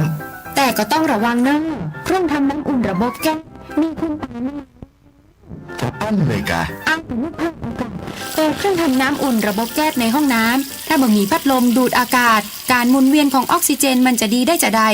ในเมื่อการเผาไหม้บ่สมบูรณ์ก็เกิดการสะสมแก๊สคาร์บอนมอนอกไซด์สูดดมเข้าไปมันจะไปจับกับเม็ดเลือดแดงและทำให้เม็ดเลือดแดงจับกับออกซิเจนได้น้อยลงเมื่อออกซิเจนเข้าบ่ถึงปอดก็จะย่าให้คลื่นไส้เมาหัวหายใจยากจนถึงขั้นเป็นลมแล้วก็ตายได้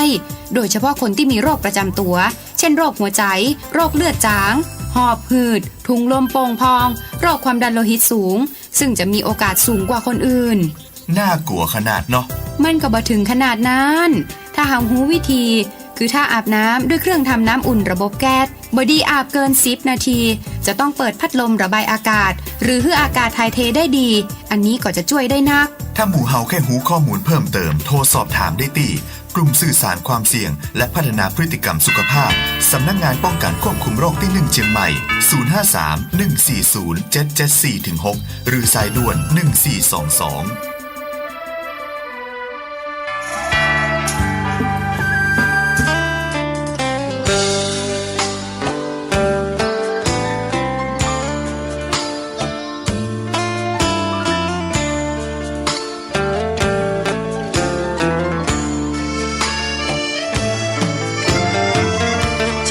ชวนทุกท่านเข้าวัดเข้าวา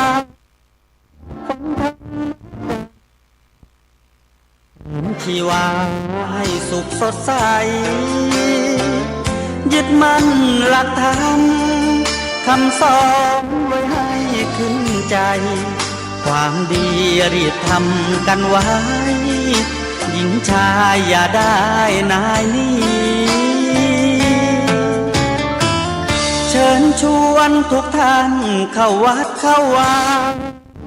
ทำบุญด้วยจิตศรัทธาผลบุญพาให้เราสุขีจะทำการใดนำใช้ในสิ่งดีๆทำบุญให้ทานวันนี้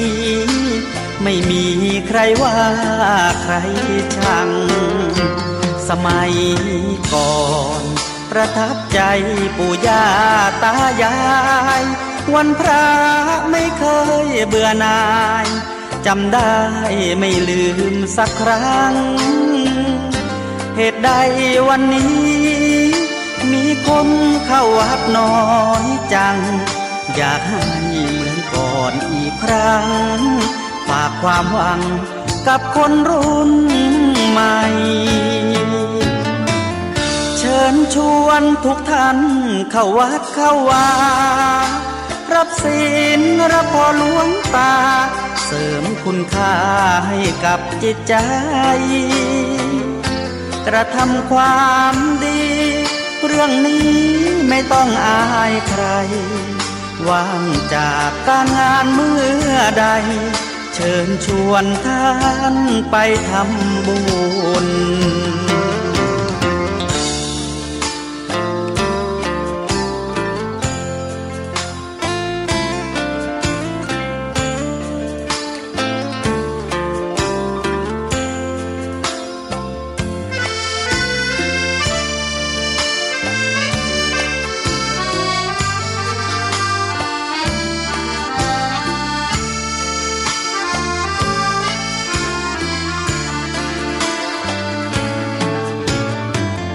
เชิญชวนทุกท่าน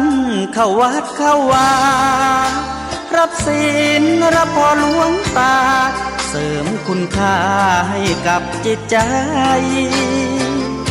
กระทำความดีเรื่องนี้ไม่ต้องอายใครว่างจากการงานเมื่อใดเชิญชวนท่านไปทำบุญกระทำความดีเรื่องนี้ไม่ต้องอายใครฝากเพลงเชิญชวนหญิงชายอย่าอายเรื่องการทำบุญ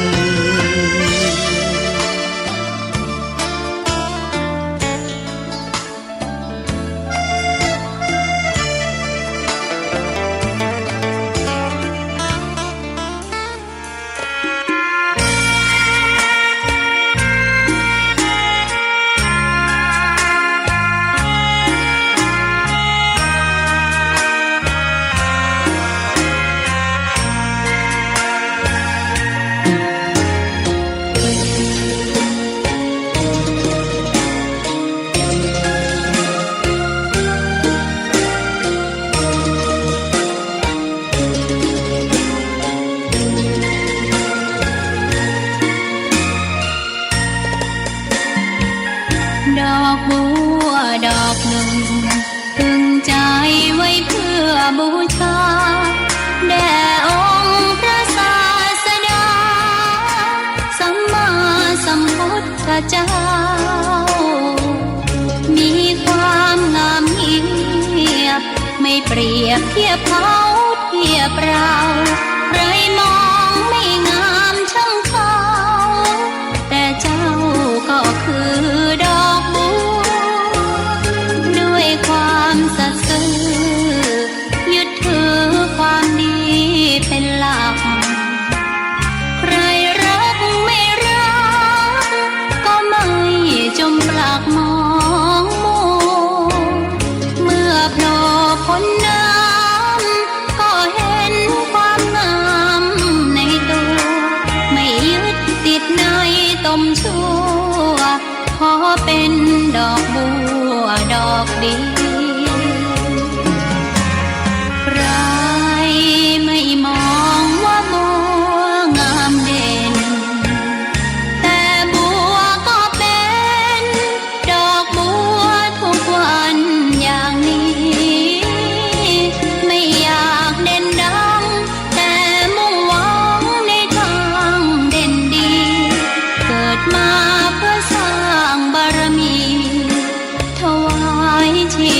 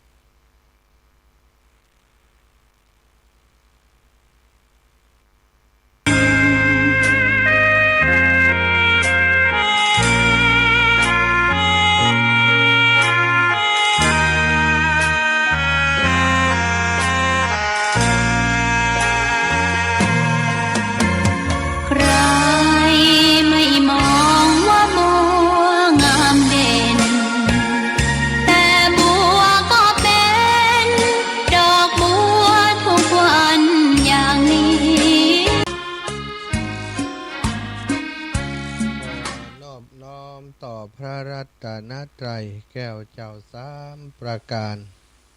น้อมเอาคุณพระพุทธเจ้าคุณพระธรรมเจ้า คุณพระอรหันตเจ้าอริยสงฆ์เจ้าจุตนจุองค์เจริญสุขเจริญธรรมกับศรัทธาสาธุชนคนดีทุกคนทุกท่านได้ฟังจบลงไปเนาะ1 ชั่วโมงจากมรดกธรรมกำเมืองของครูบาอาจารย์ท่านพระครูสังวรศิลาภิลักษ์วัดทรายมูลวันนี้เนาะก็ตามคำเรียกร้องของศรัทธาญาติโยมที่อยากจะฟังธรรมะจากครูบาอาจารย์ยามเจ้าบางทีบ่ได้ฟังท่านอาจารย์ตอนเจ้าอีแม่บ่ได้ฟังอยากจะฟังตอนกลางคืนบางคนก็บอกว่าตอนเจ้าที่หลวงพ่อเข้ารายการมันฟังบ่จบสักคำได้เกิงเดียวแหมเกิงนั้นเป็นสวดมนต์ไปเหียน่ะ ก็เรียกร้องมาเมินแล้วอาตมาก็หาโอกาสได้ปรึกษาหารือกับครูบาอาจารย์พอคลื่นสีขาวท่านอาจารย์ใหญ่พระครูอภิวัฒนวิกรมแล้วก็ได้เมตตานำ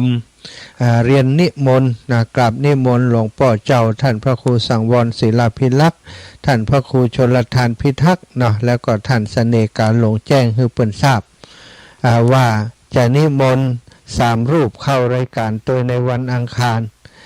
ซึ่งก็ทั้ง3 รูปก็ได้รับปากนะที่แรกหลวงพ่อท่านพระครูสังวรศิลาภิลักษ์ก็บอกว่าโอ้ผมนอนเจ้า ปกติ2 ทุ่มนี้ก็นอนแล้วว่าอันนะเพื่อนรักษาสุขภาพเกี่ยวกับเรื่องของสุขภาพก็เลยขอเมตตาว่าหลวงพ่อครับศรัทธาญาติโยมเป็นเรียกร้องมาโดยเหตุผลอย่างนี้นะหลวงพ่อฟังแล้วก็อันก็ได้นะเดือนละครั้งนะเดือนละครั้งก็เป็นการแบ่งปันโอกาสศรัทธาญาติโยมอย่างน้อยเดือนละครั้งก็ยังดีที่ได้มาพบปะกับศรัทธาญาติโยมในเวลานี้ในพื้นที่ตรงนี้ก็ขออภัยแรกของการ ก็สัญญาณของหลวงพ่อมีปัญหาสะดุดกุกกักอาตมาก็เช็คที่ลิงก์ของอาตมาก็ชัดเจนดีพอไปเช็คของลิงก์ของคลื่นสีขาวปรากฏว่าเสียงมันสะดุดเนาะก็พยายามโทรประสานงานกับฝ่ายเทคนิคน้องเจก็ปรากฏว่าเจบ่รับสายไปทางใดโทรหาท่านสามเณรลักษณ์คือประสานเจกำไปที่ไหนก็เงียบไปเมินอะละเนาะก็เลยส่งลิงก์ของอาตมาภาพเข้าไปที่ท่านอาจารย์ใหญ่พระครูอภิวัฒนวิกรมว่าตีของคลื่นสีขาวบ่ฮู้เกาะจากทางใดเสียงมันบ่ชัดแต่ลิงก์ของผมมันชัดนะก็พอดีเปิ้นก็แก้ไขตั้งปุ้นก็ปรับได้ครึ่งหลังก็ชัดขึ้นมาก็ขอบคุณสำหรับศรัทธาญาติโยมที่โทรเข้ามาเนาะเวลาก็โทรมาแจ้งแต่แจ้งหลายคนเนาะบางคนนั่นโทรมากับอยู่ กิ้งเข้ามากี้เข้ามาหาว่าโอ้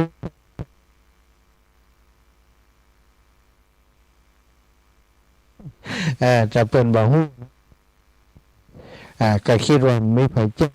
เป็นก็แจ้งกันมาแต่ขอบคุณนักๆเนาะขอบคุณนักที่แจ้งมาแต่ครั้งต่อไปก็คงบ่มีปัญหาหยังถ้าเจหรือว่าคนที่เปิ้นดูแลเทคนิค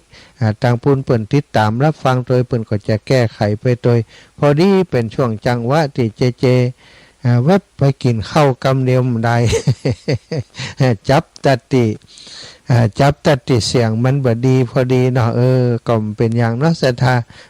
ท้ายมา ก็ยังฟังได้อยู่ฟังได้โอเคละก็จะไปหาหลวงพ่อไปดูเช็คดูเห็บสักน้อยเนาะเพราะว่าเสียงที่ออกมาจากหลวงพ่อมันจะมีเสียงฮัมอยู่สักนิดหนึ่งน่าจะเป็นเรื่องของไมค์ก็อย่างการระบบบิ๊กเสียงนะถ้ามีเวลาจะแวะไปพอ ถ้าเป็นไปได้ก็จะเช็คดูด้วยกันกับหลวงพ่อแล้วก็จะได้เกาะสัญญาณแจ่มๆใสๆให้ศรัทธาญาติโยมได้ฟังอย่างจุใจอิ่มใจนะก็แจ้งให้ศรัทธาได้รับทราบว่าตอนนี้ในวันอังคารเนอะอาตมาจะบรรจุรายการโดยเฉพาะในเดือนหน้านี้วันอังคารวันที่1ตกกับวันอังคารพอดีก็วันที่1ถึงวันที่7เนี่ยทุกต้นเดือนครูบาอาจารย์เพิ่นเมตตามอบเวลาให้กับอาตมาภาพดูแลเพื่อจะเปิดโอกาสเรียกว่าหาครูบาอาจารย์จ้างเผือกในธรรม หาจ้างเผือกในป่ามาสนทนาธรรมให้ศรัทธาญาติโยมได้รับฟังความจริงก็บัจจัยอยู่ในป่าที่ไหนหรอกนะอยู่ในป่าธรรมะนี่แหละป่าของพระสงฆ์นักพัฒนาในพื้นที่ภาคเหนือเน้นนักไปที่จังหวัดน่านเพราะว่าจังหวัดน่านนี้ยังบ่มีครูบาอาจารย์ที่จัดรายการกับเฮากำเตื้อก็ได้นิมนต์ไว้3รูปเนาะในต้นเดือนนะในวันที่1ถึงวันที่7นี่แล้วก็ที่ลำปางแห่ม3รูปแล้วก็ที่เมืองพานท่านอาจารย์พระครูปริยัติภัทรกิจแห่ม1รูปเป็น7รูปพอดี1ถึง7ฉะนั้นในวันที่1เป็นวันอังคารเนาะก็จบโดยวันที่7ที่เป็นวันจันทร์วันที่8วันอังคารแรกวันอังคารที่2ของเดือนต่อไปเดือนหน้าเนี่ยอันนี้สำหรับเดือนหน้าวันที่8นี้ท่านพระครูชลทานพิทักษ์วัดแม่ห้องไคล้จะได้มาพบปะกับศรัทธาญาติโยมในช่วงเวลานี้ถ้าท่านพระอาจารย์พระครูชลทานพิทักษ์ติดนิมนต์ก็จะนิมนต์3รูปเนี้ยนะพระครูหลวงพ่อท่านพระครูสังวรศิลปิลักษณ์หรือว่าท่านพระอธิการเสวตปัญญาวชิโลรูปใดรูปหนึ่งก็สลับกันถ้าบัดติดยังเรียบร้อยนะก็เอาพระครูชลทานพิทักษ์วันที่8วันอังคารที่8เวลา20 นาฬิกาถึง21 นาฬิกาวันที่15วันอังคารที่15เดือนหน้าเนาะก็เป็นของหลวงพ่อท่านพระครูสังวรศิลปิลักษณ์วัน20 นาฬิกาถึง21เหมือนกันแล้วก็วันที่22อังคารที่22พระอธิการเสวตปัญญาวชิโลหรือว่าท่านเสน่กาลงเนาะแล้วก็วันที่29อาตมาจะประสานท่านอาจารย์วัดต้นซ่านอีกรอบหนึ่งตอนนี้จะขอเมตตาเพื่อนได้เข้าเป็นประจำเนาะเป็นอังคารสุดท้ายของเดือน ถ้าท่านอาจารย์เปิ้นพร้อมก็จะได้เข้าด้วยกันท่านพระอาจารย์วัดต้นซ่านนะวัดต้นซ่านโยมแม่บัวพัดกุลันนะที่บ้านของโยมแม่บัวพัดกุลันอันนี้ก็พระนักเทศของเมืองฝางขาดหายไปเมินเพราะว่าจัดเวลาบ่ลงตัวเนาะศรัทธาญาติโยมบัดเดี๋ยวนี้ถ้าได้จัดเวลาลงตัวอย่างนี้เดี๋ยวจะกราบนิมนต์ท่านอาจารย์อีกครั้งหนึ่งแล้วก็จะบรรจุลงเป็นทุกเดือนจะแจ้งให้เพิ่นทราบก่อนตั้งแต่ต้นเดือนไปเลยว่าอังคารสุดท้ายนี้อังคารนั้นเป็นของไผอังคารนั้นเป็นของไผอังคารนั้นเป็นของไผเนาะแล้วก็เพิ่นจะได้เตรียมตัวตามนั้นศรัทธาละนี้ก็เป็นจะเป็นข่าวดีเนาะถือว่าเป็นข่าวดีของศรัทธาญาติโยมเนอะของศรัทธาญาติโยมที่จะได้ฟังธรรมจากครูบาอาจารย์ที่หลากหลายโยมแม่จันศรีว่าอย่างไรฝนตกฮะห้องพระค้างบ่ได้ฟังธรรมบ่ได้ฟังเทศน์อ๋อแสดงว่าตกแม่ตู้ต่างอันเมืองฝางตกบ่อยเนาะสาธุเนอร์กำลังเข้ารายการอยู่เดี๋ยวก่อนนี้เนาะสาธุเจ้าแม่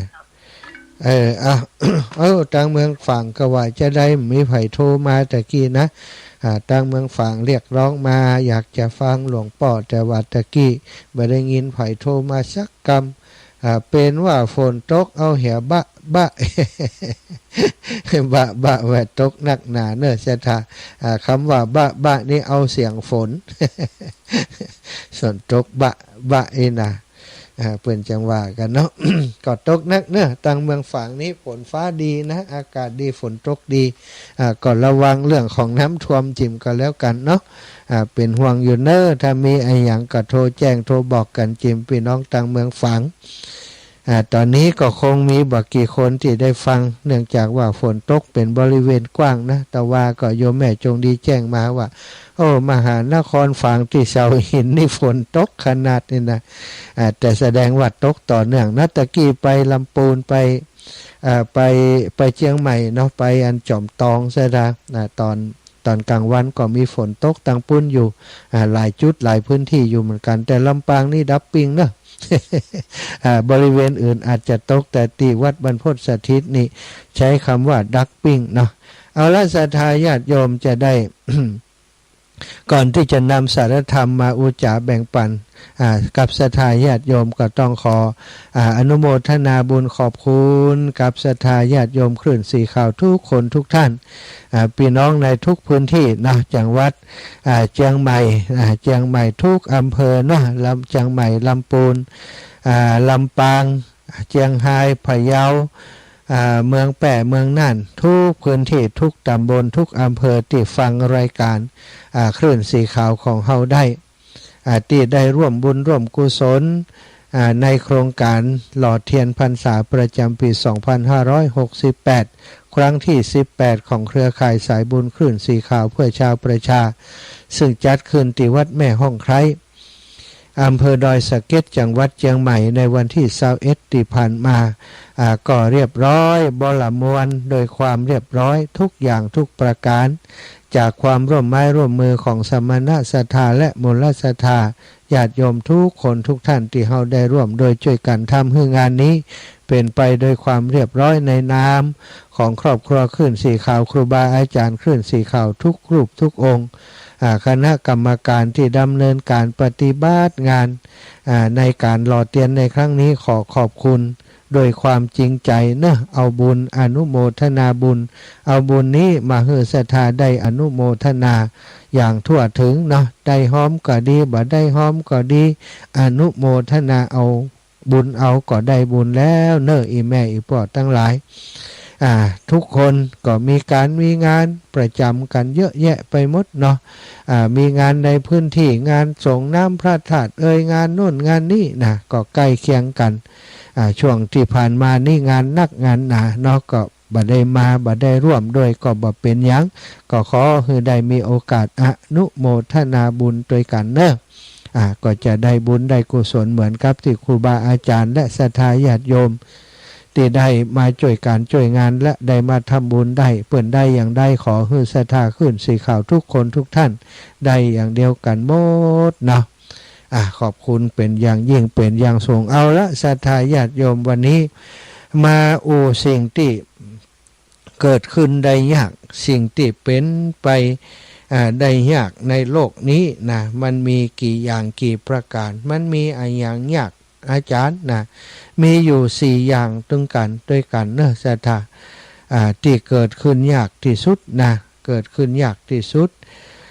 หมู่เฮาทั้งหลายถือว่าเป็นผู้ที่โชคดีอย่างมหาศาลที่ได้ทำสิ่งที่ยากนะคือเกิดขึ้นกับเฮาเป็นที่เรียบร้อยแล้วสิ่งที่เกิดขึ้นได้ยาก4อย่างนะมีอย่างพ่องศรัทธากิจโฉมนุสสะปฏิลาโภกิจฉังมัจจานะชีวิตตังกิจฉังศรัทธาธรรมัสสวนังกิจโฉพุทธาพุทธานะมุปปาโทศรัทธา4อย่างด้วยกันนะแปลได้ความว่าการได้อัตภาพความเป็นมนุษย์เป็นสิ่งที่เกิดขึ้นได้ยาก1นะแล้วก็ความเป็นอยู่ชีวิตทั้งหลายยากแล้วก็การที่จะได้มีโอกาสฟังธรรมก็เป็นสิ่งที่ยากแล้วก็การอุบัติขึ้นของพระพุทธเจ้าเป็นสิ่งที่ยากอันนี้คือความยากตั้ง4อย่าง4ประการนี้ศรัทธาเป็นสิ่งที่เกิดขึ้นได้ยากแต่บัดเดี๋ยวนี้ถ้าว่าสิ่งเหล่านี้เกิดขึ้นได้ยากเฮาทั้งหลายถือว่าเป็นผู้ที่โชคดีที่ทำสิ่งที่เปิ้นว่าเกิดขึ้นได้ยากเกิดขึ้นแล้วกับเฮานั่นก็คือการที่เฮาได้เกิดมาเป็นมนุษย์นั้นแสนจะยาก พระพุทธองค์จึงทรงตรัสว่ากิจโฉมนุษย์ปฏิลาโภการเกิดเป็นมนุษย์นั้นอยากเป็นอย่างยิ่งในที่นี้พระอัฏฐกถาจารย์ได้เปรียบเทียบเอาไว้ความจริงก็เป็นพุทธดำรัสของพระพุทธเจ้าว่าภิกษุทั้งหลายการที่เธอทั้งหลายท่านทั้งหลายมีคนบอกว่าการได้เกิดเป็นมนุษย์นั้นยากนะพระพุทธองค์ก็บอกอธิบายว่าเกิดเป็นมนุษย์นั้นยากอย่างใดโดยบอกว่าเหมือนกับเต่าตาบอดตัวหนึ่งที่อยู่ในทะเลถูกโยนไปลงไปในทะเลแล้วก็จมไปอยู่ใต้ท้องทะเลซะทาง100 ปีหนึ่งจะโผล่หัวขึ้นมาเตือกภิกษุทั้งหลายเธอสำคัญข้อนี้ฉะไหนบ่วงหรือว่าแอกรู้แอกเท่ากับฝ่ามือกับอันว่องมือของเฮาเนี่ยซะทางลอยตุบป่องอยู่ในทะเลมหาสมุทรอันกว้างใหญ่คลื่นทะเลซัดไปซัดมาลมตะวันตกซัดมาทางตะวันออกซัดไปตะวันตกลมเหนือซัดไปทางใต้คลื่นทะเลซัดสายไปมาอยู่ตลอดเวลาอีป่ออีแม่มหาสมุทรอันกว้างใหญ่ตั้งหลายมีว่องแอกอยู่น้อยเดียวมีหูแอกอยู่อันเดียวลอยตุบป่องอยู่หั่น เธอจะสำคัญข้อนี้ฉะไหนวะการที่เต่าตาบอดตัวหนึ่งจะโผล่หัวขึ้นมา100 ปีโผล่ขึ้นมาเตื้อเป็นไปได้ก่อนที่จะเอาหัวซุบเข้าไปในบ่วงของแอกที่ลอยอยู่เนี่ยหูของแอกเท่าหูฝ่ามือของเฮาเนี่ยที่ลอยอยู่นั้นบอกหัวเต่าซุกเข้าไปได้เนี่ยเป็นไปได้หรือไม่ภิกษุทั้งหลายก็บอกว่าโอ้อยากยิ่งพระเจ้าค่ะเป็นสิ่งที่อยากอย่างยิ่งพระเจ้าค่ะพระพุทธองค์ก็ทรงตรัสว่าภิกษุทั้งหลายการที่สัตว์ทั้งหลายจักได้อัตภาพความเป็นมนุษย์นั้นก็ยากเช่นเดียวกันยากกว่าที่เอาเต่านั้นเอาหัวซุกเข้าไปในบ่วงนั้นวะสัตว์โอ้โหบ่ใจธรรมดานะยากถึงขนาดนั้นเลยนะยากถึงขนาดที่ว่าเฮากึดพอนี่มันเป็นไปได้อย่างใดเนาะสัทธาบ่ต้องน้ำมหาสมุทรละกะน้ำในสระของเฮาเนี่ยสระสักไหล2ไหลเนี่ยตุบป่องอยู่นั้นนะเอาแอกเอาอย่างไปลอยแล้วเอาเต่าเนี่ยมันอยู่ในต้องแอ่งต้องสระพุ่นเนี่ยจะโผล่หัว100 ปีโผล่หัวขึ้นมาเตื้อมันจะสวมตัดนั้นได้พอดีนี่มันถึงเป็นไปได้ยากแต่ว่าการเกิดเป็นมนุษย์มันยากกว่านั้นวะสัทธามันยากถึงขนาดนั้นแต่บัดเดี๋ยวนี้สิ่งที่ว่ายากนั้นอีป่ออีแม่ทั้งหลายหมู่เฮาทั้งหลายลูกหลานของเฮาที่เกิดมาแล้วณบนโลกใบนี้พร้อมกับเฮาอยู่ในขณะนี้ถือว่าได้ทำสิ่งที่ทำได้ยากถึงได้เกิดมาที่ว่ายากนั้นก็เพราะว่าต้องทำกรรมดีไว้ทำกรรมดีทำบุญไว้อย่างมากมายถ้าทำความชั่วก็บ่มีโอกาสจะได้เกิดเป็นมนุษย์สัตว์นั้นเพราะฉะนั้นโอกาสที่สัตว์ทั้งหลายที่จะได้เกิดเป็นมนุษย์นี้บ่ใช่เรื่องง่ายๆเนาะเป็นเรื่องที่ยากเป็นเรื่องที่เรียกว่าเกือบเป็นไปบ่ได้เลยนะตามปกติการเกิดมนุษย์มันก็เป็นของยากเพราะต้องอาศัยกุศลกรรมโลกมนุษย์ท่านจัดเป็นสุขติภูมิสถานภูมิที่ดีพ้นจากอบายภูมิทั้ง4อบายภูมิทั้ง4ก็มีนรกเปรตอสุรกายสัตว์เดรัจฉานส่วนสุขติภูมิก็คือมนุษย์สวรรค์และพรหมโลกในพวกสุขติภูมิอาหารของมนุษย์ก็จะหยาบเศษที่เหลือจากการกินก็อย่างที่เฮาฮู้เนาะเข้าห้องน้ำทุกวันนี่เศษที่เหลือจากการกินการดื่มของมนุษย์ก็เป็นสิ่งที่มันเป็นสิ่งที่มีกลิ่นเหม็นหมู่เทวดาพวกพรหมทั้งหลายบ่สนใจบ่อยากจะอยู่ในโลกมนุษย์เทวดา ก็จะใส่เม็ดกันเนาะ ปิดบ่ให้เหม็นกินเทวดามาอยู่โลกมนุษย์อยู่ด้วยบ่มือนะฝั่งขึ้นไปอยู่สวรรค์ความจริงก่อนจะเป็นเทวดาตัวก็อยู่โลกมนุษย์มาก่อนนะแล้วก็ไปแต่ว่าถ้าเป็นเทวดาก็มักจะเป็นอย่างนั้นนะศรัทธาเพราะอาหารของพวกเทวดาเป็นอาหารทิพย์มีสัมผัสทิพย์แต่การเกิดในสวรรค์หรือพรหมของเรานี่เองมนุษย์ที่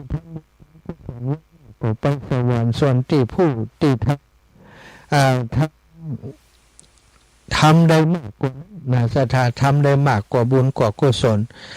มหคตกุศลนี่ก็คือฌานนั่งสมาธิได้ฌานสมาบัติอย่างต่างๆนั้นเมื่อสิ้นชีวิตไปแล้วก็ไปเกิดในชั้นพรหมโลกทั้งสองพวกนี้เมื่อหมดกำลังบุญของตนหมดกำลังบุญกำลังกุศลแล้วก็ต้องลงมาเกิดในโลกมนุษย์แหมรวมความว่ายังตกอยู่การเวียนว่ายตายเกิดเมื่อเทียบกับจำนวนของสัตว์โลกอื่นๆแล้วจะหันว่าการเกิดเป็นมนุษย์เป็นของยากสัตว์เดรัจฉานในโลกมนุษย์เท่าที่พอจะมองหันได้มีมากมายมากทั้งปริมาณมากทั้งประเภทและชนิดพวกนั้นถือเป็นกุศลกรรมทั้งสิ้นสัตว์ถ้าจะถามว่ามนุษย์ที่ลำบากกับสัตว์ที่สบายเช่นสุนัขที่เจ้าของเลี้ยงอย่างใดดีอย่างไหนจะดีกว่ากัน ก็ต้องถามก่อนว่าที่ว่าลำบากนั้นลำบากแค่ไหนแต่ความจริงควรจะเทียบพวกสบายกับพวกที่สบายกับที่สบายกับพวกที่สบายพวกที่ลำบากกับพวกที่ลำบากด้วยกันเพราะคำว่าสบายนั้นเมื่ออยู่ที่ไหนก็ดีในที่นั้นส่วนพลังลำบากกับชาวนาที่มีความสุขคนย่อมรู้ที่มีความสุขแต่ถ้าชาวนาที่มีความสุขกับพระราชาที่มีความสุขทุกคนก็ย่อมเลือกเอาพระราชาเพราะถึงแม้ว่าอาจจะเสมอกันในความรู้สึกที่เป็นสุขการได้ฟังธรรมนั้นก็เป็นเรื่องที่ยากเพราะอย่างศรัทธาญาติโยมอย่างที่สองเนาะการอย่างที่สองพระองค์ทรงตรัสว่ากิจฉังมัจจานะชีวิตต่างเอาก่อนจะถึงการฟังธรรมเอาข้อ3มาขึ้นข้อ2เอาข้อ2ก่อนอย่างที่สองพระองค์ตรัสว่ากิจฉังมัจจานะชีวิตต่างการมีชีวิตการที่จะรักษาชีวิตให้อยู่รอดมาได้นั้นก็แสนจะยากเพราะชีวิตเฮามันมีแค่ลมหายใจเข้าออกเท่านั้นถ้าหายใจเข้าบ่หายใจออกก็ชี้มอกกอกละคือตายเนาะหรือว่าเกิดมาเป็นตัวเป็นตนแล้วนะบางคนศรัทธาอีป่ออีแม่ทั้งหลายยุคนี้สมัยนี้เนาะสนุกสนานก่อนวัยอันควรมีน้องมีท้องโดยบ่ได้แต่งงานก็กลัวจะอายเพื่อนอายฝูงอายพี่อายน้องไปทำแท้งหรือว่า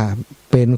มีครอบครัวอยู่แล้วเนาะมีครอบครัวแต่ว่าบ่พร้อมเถอะบ่เอาเถอะเนาะแม่มันไปทำแท้งนี่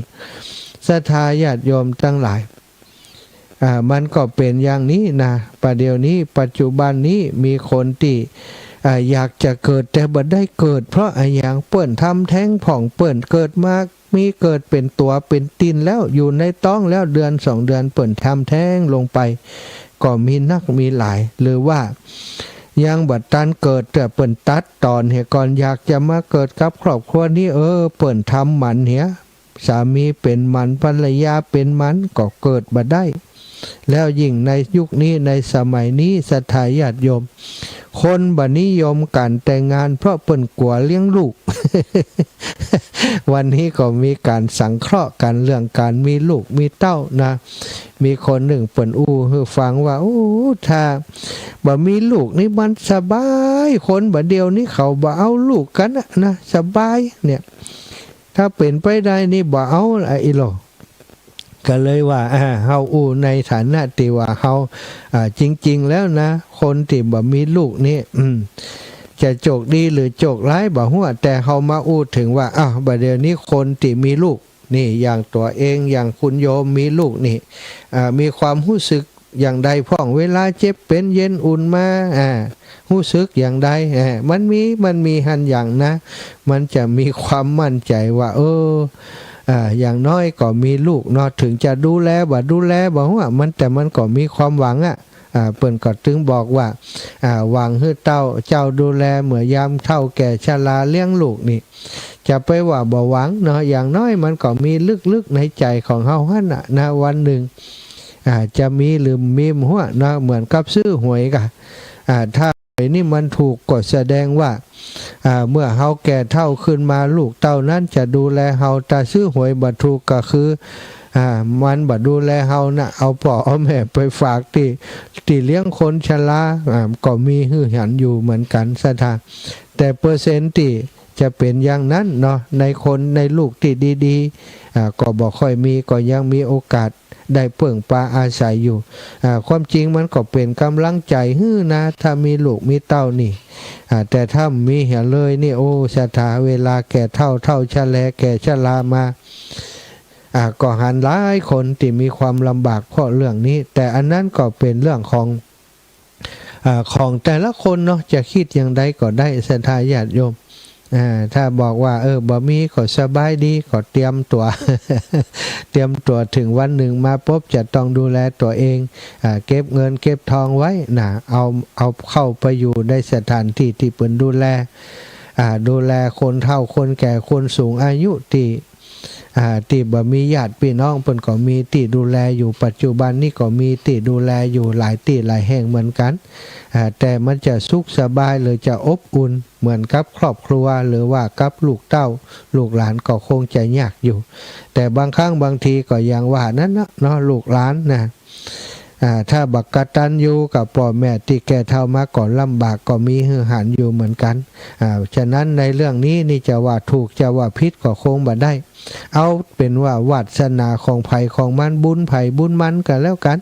คนที่มีลูกก็ถือว่าบุญก็ได้ถือว่าบางคนก็เป็นเวรเป็นกรรมอย่างบ่ฮู้นะมันมาขำมางำแท้นะอาจารย์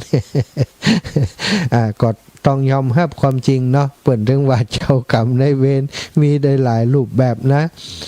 เกิดมาเป็นลูกก็ได้นะสถาเจ้ากรรมในเวรเนี่ยผูกเวรว่าเกิดมาชาติใดขอให้ได้เป็นลูกเป็นเต้าได้มาขำมางำสูบางครั้งก็เป็นอย่างนี้ก็มีหรือว่าเกิดมาเป็นเปื่อนเกิดมาเป็นคนฮักเกิดมาเป็นอะไรอย่างก็ได้หมดเจ้ากรรมในเวรนี่ถ้าต้องการมาแก้แค้นเฮานี่แก้แค้นเจ็บปวดที่สุดคือลูกเต้านะคือคนฮักเนี่ยศรัทธา ถ้าเปลี่ยนเจ้ากรรมในเวรแบบนี้ก็โอ้เจ็บปวดหนักหนาเนาะ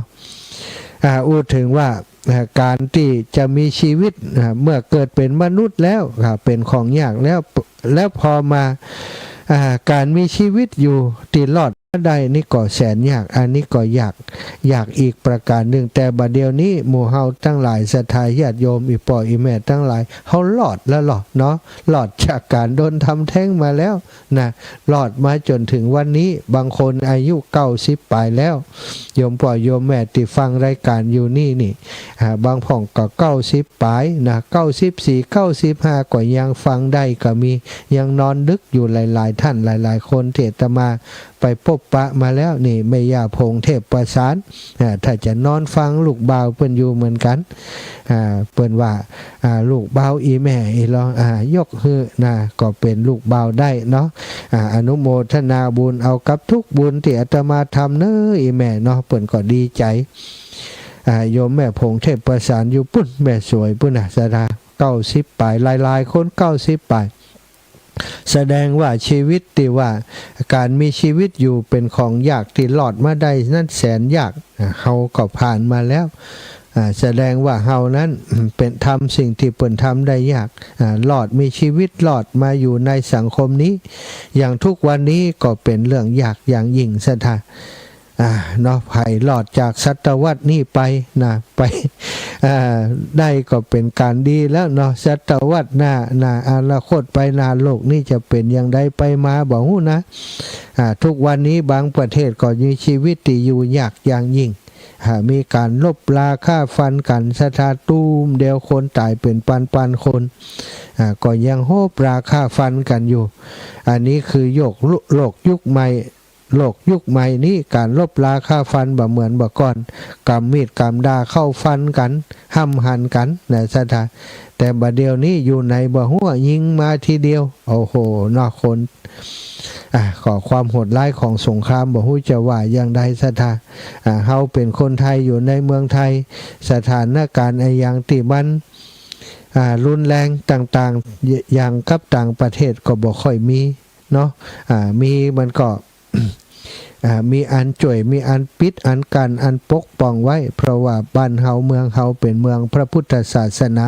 จึงทำให้อยู่กันสุขสบายเนี่ยบางคนตั้งแต่น้อยถึงมาจนอายุป่านนี้บ่เคยวิ่งหนีกระสุนบ่เคยวิ่งหนีภัยสงครามต่างๆนะแต่ว่าลูกหลานไปหน้านี่เขาบอกฮู้จะเกิดอะไรอย่างขึ้นเปิ้นว่าคนถ้ากิเลสตัณหากิเลสตัณหานักหนาไปหน้านี้บ่แน่นะสงครามก็อาจจะเกิดขึ้นทั่วโลกแล้วก็มีผลกระทบต่อชีวิตของคนในโลกนี้เต็มไปหมดนะอย่างระเบิดลงแต่ละทีถ้าเป็นระเบิดนิวเคลียร์แล้วศรัทธาญาติโยมโลกทั้งโลกนี่ถ้ายิง 3-4 ลูกนี้ก็จบไปหมดเลยบ่ว่าเปิ้นบ่ว่าตัวมุดอยู่ที่ไหนอยู่ที่ไหนก็หายกันไปหมดก็เหมือนกับล้างโลกบ่ฮู้ว่าจะโดนล้างบ่ได้เนอะโลกนี้นะ อยู่ทุกวันนี้ก็ทำบุญสุนทรทานกินทานทำกุศลกันเยอะๆหาก็แล้วกันอย่างที่2,000ไปอย่างที่3พระองค์ท่านตรัสว่ากิจฉังสัตธรรมะสวนังการที่จะได้ฟังธรรมของพระพุทธเจ้านั้นแสนยากถ้ายิ่งในตอนท้ายของพระพุทธศาสนาศรัทธาตอนท้ายของพุทธกาลของเฮานี้นะพุทธศาสนาของพระสมณโคดมพระพุทธเจ้าของเฮานี้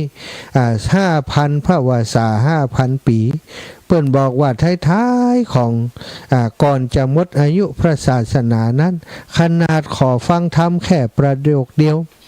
ก็บ่มีไผสามารถที่จะบอกได้ถ้าเกิดในช่วงถ้าเกิดในช่วงที่โลกของเฮาว่างจากพระพุทธศาสนาบ่มีศีลบ่มีธรรมเลยก็ยิ่งจะแย่เข้าไปกันใหญ่ซะท่านี่บางคือโลกของเฮานี้นะมันจะสลับซับเปลี่ยนกันอย่างเงี้ยยังยุคของเฮานี้ยังถือว่าเป็นยุคทองอยู่ยุคทองเฮายังได้ฟังน้ำฟังธรรมได้ฟังอัดฟังธรรมของพระพุทธเจ้าในยุคนี้สมัยนี้พระธรรมคำสอนของพระพุทธเจ้าใครอยากจะศึกษาห้ำเฮียนอย่างใดมีฮือเฮียนมีฮือฟังมีฮือศึกษาหมดแต่คนก็บ่ค่อยศึกษาไปศึกษาในเรื่องอายังบ่ฮู้ปุ่นเนาะศึกษาจะเรื่องตัวเก่านี้หลุดพ้นจากความทุกข์ยากต่างๆทั้งหลายตามที่พระพุทธเจ้าสอนบ่ค่อยมีไผได้สนใจศรัทธาแต่ว่าในยุคหน้าสมัยหน้าก่อนจะสิ้นสมัยของพระพุทธท้ายสุดของพระพุทธศาสนานั้นขนาดแค่ขอฟังธรรมแค่ประโยคเดียวก็บ่มีไผสามารถจะถ่ายทอดหรือบอกให้ได้มีแน่นอนในอนาคตนะ5,000 ปีไปหน้านี้แล้วก็หลังจากนั้นก่อนที่จะเกิดขึ้นแห่งศาสนาพระศรีอริยเมตไตรจะเป็นช่วงที่ว่างโลกนี้ว่างจากพระพุทธศาสนาก็คือบ่มีศีลบ่มีไผบอกศีลบ่มีเรื่องของธรรมะเลยนะมีแต่คนเห็นแก่ตัวมีคนแต่คนที่แข่งแย่งชิงดีกันบ่มีไผรักษาศีลซึ่งเปิ้นบอกว่าในยุคหนึ่งสมัยหนึ่งคนเฮาจับอย่างมาก็เป็นอาวุธเข้าห้ามหั่นฆ่าฟันกันกินเลือดกินเนื้อกันนี่ซะท่าซึ่งจะต้องมีขึ้นแน่นอนโลกของเฮานี่จะไปสู่จุดนั้นในเบื้องหน้าก็ขอจะได้ไม่มาเกิดในช่วงนั้นกันแล้วกันมันอิดกลัวเหมือนกันแหละเนาะ อันนี้อย่างที่3ผ่านไปอย่างที่4ยากอย่างที่4ข้อสุดท้ายสิ่งที่ลำบากที่สุดก็คือกิจโฉพุทธานะมุปปาโทการเกิดขึ้นของพระพุทธเจ้านั้นยากที่สุดอย่างน้อยต้องบำเพ็ญกุศล4อาสงไขยกับแสนมหากัปสถากว่าที่พระพุทธองค์พระองค์หนึ่งพระพุทธเจ้าพระองค์หนึ่งจะสร้างบารมีแล้วบรรลุเป็นองค์สัมมาสัมพุทธเจ้าเป็นเรื่องที่เกิดขึ้นได้ยากตระโรบำเพ็ญกุศลมาเท่าใดอย่างน้อย4อาสงไขยกับแสนมหากัปอย่างน้อยนะ อย่างนักต้องนักกว่านี้พระพุทธเจ้าของเฮาบำเพ็ญกุศล4อาสงไขยกับแสนมหากัปบางองค์นี้บำเพ็ญกุศลมากกว่านี้สถาพระศรีอริยเมตไตรนี้ก็บำเพ็ญกุศลมามากนี่จะมาเกิดในโอกาสไปหน้าในหลังจากศาสนาของพระพุทธเจ้าของเฮาสิ้นสุดลงไปจะว่างจากพุทธศาสนาไปแหมเมินต่อใดก็บ่ฮู้ได้จึงจะเกิดขึ้นของศาสนาของพระศรีอริยเมตไตรก็ขอให้หมู่เฮาทั้งหลายทำบุญทำกุศลกันนี้ได้เกิดในยุคในสมัยนั้นเนอะการบรรลุเป็นองค์สมเด็จพระสัมมาสัมพุทธเจ้าที่เฮาว่าพระองค์ท่านต้องสร้างบารมี4อาสงไขยกับแสนมหากัปนั้นเป็นแค่ตอนปลายเท่านั้นนะสถาในบาลีบอกว่าจิตติตังสัตตะสังเขยยังแค่คิดว่าจะเป็นพระพุทธเจ้าต้องใช้เวลาถึง7อาสงไขยกับนวสังไขยะวาจกังคือออกปากว่าเฮาจะเป็นพระพุทธเจ้าต้องใช้เวลาอีก9อาสงไขยกับรวมเป็น16อาสงไขยกับแล้วหลังจากนั้นจึงทำกายวาจาใจทุกอย่างสร้างบุญญาบารมีเพื่อความเป็นพระพุทธเจ้าอีก4อาสงไขยกับแสนมหากัปเป็นอย่างน้อยรวมแล้วก็20อาสงไขยกับเศษเพราะฉะนั้นบ่ใจแค่4อาสงไขยแล้วจะจบถ้าเป็นพระพุทธเจ้าแบบสัทธาธิกะก็บวกไปอีกเท่าตัวคือ40อาสงไขยครับถ้าเป็นแบบวิริยะธิกะก็บวกไปอีกเท่าตัวหนึ่งของสัทธาธิกะคือ80กว่าอาสงไขยครับแค่กับเดียวก็เกิดจนนับบัดถ้วนแล้วสถาถ้าโครงกระดูกของเฮาบาเสื่อมสลายเชื่อว่าคงจะท่วมทับสักกะวาลไปนานทีเดียวสิ่งทั้งหลายทั้งปวงที่ว่าอยากเย็นแสนเข็ญทั้งหมดนี้เฮาทั้งหลายสามารถผ่านพ้นมาได้เกิดมายากเฮาก็เกิดมาแล้วรักษาชีวิตคืออยู่รอดได้ยากเฮาก็รอดมาแล้วเนาะสถาการฟังธรรมหาฟังได้ยากเฮาทุกคนก็ได้ฟังและปฏิบัติตามตัวการเกิดของพระพุทธเจ้าที่ว่ายากเฮาก็เกิดทันพระพุทธศาสนาของพระองค์ท่านจึงถือว่าหมู่เฮาทั้งหลายทั้งหมดเป็นบุคคลที่โชคดีอย่างยิ่งลองนึกดูว่าคนในประเทศไทย63ล้านคนเศษมีบุคคลที่เข้าวัดเข้าวาและปฏิบัติธรรมอย่างจริงจังสักต่อฮือแค่เศษ3ล้านคนจะมีถึงก่อสถาเชื่อว่าบัดถึงอย่างแน่นอนติเหลืออย่างดีก็แค่ใส่บาตรวันเกิดตัวเองปีละครั้งนอกจากนี้ถ้าเอาพวกเฮาไปเปรียบกับประชากรโลกอีก 5,000 กว่าล้านคนหมู่เฮาจะเป็นพวกที่แปลกแยกจากสังคมจริงๆเป็นพวกที่เขาบ่ครบแล้ว จึงได้มาอยู่ร่วมกันตรงนี้เป็นคลื่นสีขาวด้วยกันตรงนี้เนาะอาตมาจึงได้บอกกับหมู่เฮาในตอนแรกว่าพวกเฮาเป็นคนที่โชคดีอย่างยิ่งที่เฮาฮู้จักและพบพระพุทธศาสนาคณะเดียวกันก็ฮู้จักธรรมะอย่างดีอย่างชั่วก็ฮู้เพราะฉะนั้นอย่าได้ให้มันเสียทีติดได้เกิดมามีโอกาสเกิดมาแล้วเกิดมาเป็นมนุษย์ฮู้ว่าทานดีอย่างใดศีลดีอย่างใดภาวนาดีอย่างใดก็ต้องพยายามทำให้มากที่สุดเท่าที่จะมากได้ เป็นการสั่งสมกำลังของเฮาเนื่องเพราะว่าวัฏสงสารนี้ประกอบไปด้วยแรงดึงดูดอย่างมหาศาลโดยเฉพาะเรื่องของกิเลสตัณหาอุปาทานอกุศลกรรมที่จะดึงดูดเฮาให้ติดอยู่ให้ทุกข์อยู่ตลอดไปบ่ฮู้จักหยุดบ่ฮู้จักเบื่อเสียทีถ้าเฮาสั่งสมความดีบ่เพียงพอกำลังของเฮาก็บ่พอที่จะส่งให้เฮาหลุดพ้นไปได้เฮาก็ต้องทนทุกข์บ่ฮู้จบอยู่ในสังสารวัฏนี้สถา น้องวันนี้ก็ได้นำเรื่องของสิ่งที่เกิดขึ้นได้ยาก4อย่าง4ประการมาสนทนาอู้จาให้ศรัทธาญาติโยมได้รับฟังการเกิดเป็นมนุษย์เป็นสิ่งที่เป็นไปได้ยากแล้วก็การมีชีวิตอยู่ผ่านชีวิตมาถึงวันนี้ก็เป็นเรื่องที่เป็นไปได้ยากศรัทธากว่าจะรอดปากเหี่ยวปากกามาได้แล้วการมีโอกาสฟังธรรมก็เป็นเรื่องที่เกิดขึ้นได้ยากเฮาก็ทำกันแล้วฟังกันทุกวันวันละหลายรอบแล้วก็การที่จะเกิดมาในยุคสมัยของพระพุทธเจ้าก็เป็นสิ่งที่เกิดยากเหมือนกันแต่หมู่เฮาทั้งหลายได้เกิดมาในศาสนาของพระพุทธเจ้าที่เจริญรุ่งเรืองอยู่ในช่วงนี้ก็ถือว่าเป็นความ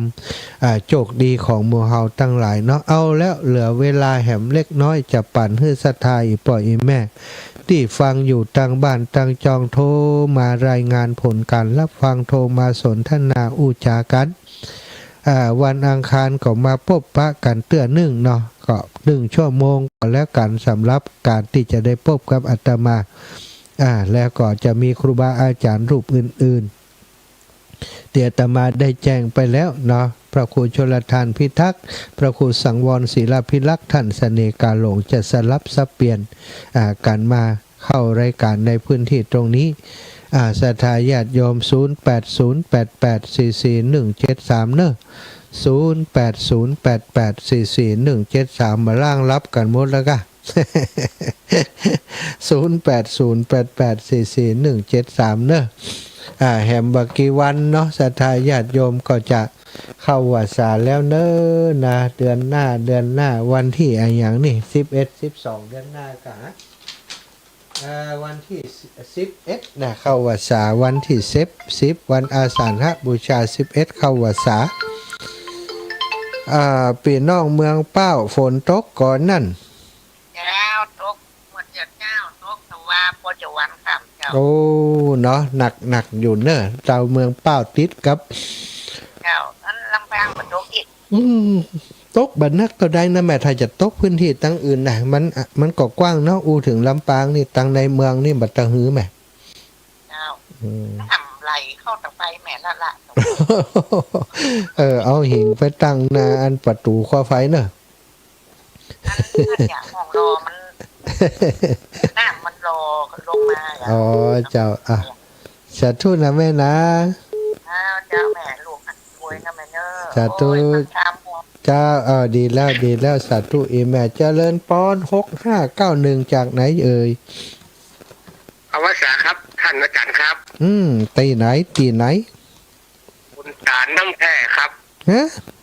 คุณตาน้ำท่วมเนี่ยคุณตาน้ำท่วมคุณตาน้ำท่วมกะครับจ้ะครับน้ำเดี๋ยวนี้ฝนตกก็วันนี้ฝนตกครับมันตกไปน้อยๆครับหัวตาลำปางตกครับลำปางมันตกอีกป่ะตกนักกันเนอะกว่าน้ำท่วมพุ่นนะตอนนั้นทำหามาอยู่ข้างนอกตอนที่น้ำท่วมนะข้างนอกไปกะจ้ะวันนี้ผมไปป้ากันแล้วนะข้างนอกเลยป้ากันเนาะไปท่วมแหมเนอะป้ากันในงานอื่นเอาเนอะสาธุอินดูพี่น้องเวลาน้ำท่วมลำบากบ้านขุนตาลที่น้ำท่วมเนาะเจริญปอนแม่เครือวันนั้นกลับกี่โมงน่ะถึงบ้าน2 โมงป่ายเจ้าหมาน้อยเก่งแท้ๆไปไหนไปตัวมดเนาะนายจังนายจังเหี่ยววันนาเป็นจะเป็นทุเจ้าหัววัดนั่น อ๋อตั้งนางโมถึงวันเลยแล้วนะ อีแม่บุญเพิ่นน่ะมาเกิดกับอีแม่มาอยู่ด้วยอีแม่น่ะมันเกิดวันเสาร์อ่ะปอมันหมาใหญ่มาใส่ได้เปลี่ยนอันตู้เจ้าอยู่อ่ะ ป้าเหมือนเป็นตาฮักมันไม่ยังได้บ่ฮู้มันผูกพันกันได้บ่ฮู้น่ะถ้ามันได้เจ็บแขนนี่อุ้มหอนไปมาน่ะสาธุถึงบ้านมันเสาร์อ่ะเจ้าสาธุเจ้าอีแม่บุญรักษาเด้อเจ้าหลานน้อยปุ่นหน้าจังแม่เคยวันบ้านหนองเต่าคำเจ้าเลินปอนแม่สุกแก้วเจ้ามารับเด้อฟังจนจุบอยู่เด้อนอนรับเฮียก้าวันนี้รับกะได้ฟังน้ำฟังธรรมรับก็เป็นสุขตื่นก็เป็นสุขแม่เจ้าสาธุขอบคุณแม่เด้อเจ้ากลับไว้สาเด้อสัตว์เจ้าปันการคนน้อยไปแม่คำนวณดินดำทุกวันนั้นบ่ได้อู้กันดีณวันนั้นบะหันแม่หมอเพิ่นต้อยเอามานั้นบ่ได้จดให้กับตุลุงอย่าว่าอันพอว่าไผเข้ามาเนี่ยพ่อบะหันเพิ่นซะกำเพิ่นหนังในหั่นน่ะอีว่าคนมันนักพอหน้าแตกก่อมได้เพิ่นจะว่าทุกเจ้านี่เสาะหาพ่อหน้าโยมติ๊กๆอ่ะขอบคุณนี่แม่เนอะขอบคุณคณะทุกคนที่ไปร่วมบุญร่วมกุศลด้วยกันเจ้าขอบคุณจะรับแล้วก็นี่เจ้าคอยขวายไว้เจ้ายันเจ้ายันว่าสิจะใครรับล่ะใครรับนอนรับฝันดีนะแม่เนอะบุญรักษาเจ้าแม่คำนวณบ้านดินดำเจริญป้อนอีป่อคิดไว้สาครับลูกอาจารย์บอกที่ต่ำแล้วฟังอยู่นะครับฟังที่สาวิดีโอน้าน้อยอัน102.5ครับทวนถุงนี่ครับเนาะยังชัดเจนเนาะชัดเจนดีเนาะแต่กี้ได้ฟังธรรมพื้นเมืองผูกหนึ่งเนาะครับ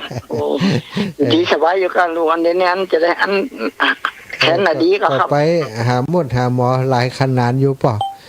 รักษาความดันด้วยรักษาแขนด้วยเท่าลุมเหล้าบ่เท่าถนนสนามฟังลูกครับจ้าป่ะห่วงอยู่ตลอดครับดีเสียงให้ดีก็ชัดเจนดีให้ดีก็เสียงมองคนนี้เนาะสีมองเนาะพ่อก็เป็นห่วงอยู่ในสาธุอีกต่อดีใจนะสาธุกำลังใจให้ลูกนะครับขอลูกได้อยู่ดีมีสุขอย่าได้เจ็บได้เกิดคุณพระคุณเจ้ารักษาลูกไปตลอดให้ลูกดีมีอายุมันเยาว์ได้เป็นลมหายใจแก่ปอออกต่อไปครับลูกครับสาธุป่ะแม่ฉลาดแจ้ซ้อนโทรมาแหมใหม่เนอะแม่ฉลาดแจ้ซ้อนโทรมาแหมใหม่จะเลิ่นป้อนพี่น้องอำเภอแม่จันกะแม่จันเจ้าแม่จันแม่เจ้ามีความสุขดีเนาะด่าความสุขดีเนาะฟังไปติ๊กๆเนอะทำได้ไม่ตาด้วยมันจะคุยคนเดียวเจ้าเจ้าสาธุฟังทำไปเนาะแม่เนาะเอาธรรมะเป็นเปื่อนเนอะเจ้าเป็นเปื่อนดีแล้วเอาตู้เจ้าเป็นเปื่อนเอาธรรมะเป็นเปื่อนถ้าเอาตู้เจ้าเป็นเปื่อนเดี๋ยวตู้เจ้าเป็นเซลให้มั้ยเจริญพรแม่อุ้ยอินเอาตู้เจ้าเป็นเซลกันเอาธรรมะเป็นเปื่อนเอาตู้เจ้าเป็นเปื่อนบ่ได้เอาธรรมะเป็นเปื่อนใจรับฟังตู้เจ้าน่ะเป็นสุขกายสุขใจดีแล้วเข้าภาษาที่จะได้เก็บนั่นแหละเนาะเก็บแหมแล้วเนาะเอาจ้าขอบคุณนะแม่เนอะแม่อุ้ยอินนี่ก็80ปลายแล้วนะนี่ต่อแข็งแรงอยู่เด้อแม่จันหอมมีมา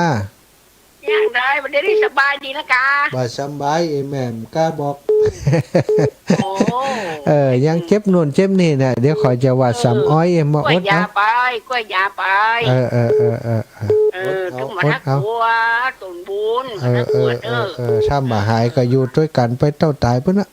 แม่นนะฟังอันน่ะบ่ได้กูคือตึงหันมั้งขอบคุณโยมแม่นะขอบคุณนักหนาๆเลยเอาแหมสายเน้อเจ้าขอแหมสาย1 ป่อหลวงวินแม่หลวงไววปปครับไม่ทราบครับท่านครับชัดเจนนี้เนาะการเสียนั้นเราเตรียมเรียบร้อยนะครับเรียบร้อยเดี๋ยวนี้จะไปอู้กันจะไปตั้งใดแต่วันที่28ป้ากันจะอู้กับครูบาอาจารย์ครับโอ้จะไปตานน่ะจะไปตานที่ไหนยังได้ลงตัวกันครับจ้ะนี่เดี๋ยวจะไปอู้กันที่28นี่ถ้าเต็มอำเภอบ้านเฮานี่ก็ย่ำแน่แต่ป่อถ้ำได้อู้กันมันได้บอกจะได้กับมันถูกแต่เนาะรอเห็นน้อยเนาะคนหนักเนาะใจมันต้องอู้กันให้แห้งก่อนสาธุพ่อบุญฮักษาปล่อยแม่เนอะไปสาครับลูกหลานน้อยทุกคนตอยแม่คำใจพักดีเจ้ากาไว้สาเจ้าตาหาแม่มาได้พังชนีกับลุงสกรรมวันนี้แม่ไปงานขาวดำมาบัชันอันทุปีชเนมมาจะมาปุ่นวันที่3ปุ่นเนอะเปิ่นมาแหละเปิ่นจะมาวันที่3เพราะวันนี้อันเปิ่นมีงานศพเลยนิมนต์หลวงพระครูสังวรศิลาภิลักษ์เข้าไปละแม่ไปงานขาวดำมาถึงเดียวมาเปิดมาพังกะมาเปิดวิทยุกะได้ยินเสียงเปิดสายพอดีเนาะสาธุเนอะบุญรักษาแม่นะเจ้ากาไว้สาเจ้าท่านมหาตำแหน่งกันรักษาเนี่ยรักษาตัวเนอะเจ้าแม่บุญรักษาทุกคนทุกท่านเวลาจะหมดเนาะเดี๋ยวได้ลากันขอความสัสดีจงมีแก่ศรัทธาญาติโยมทุกคนทุกท่านเนอะจัตตารโอธัมมาวัฏันติอายุวันโนสุขัง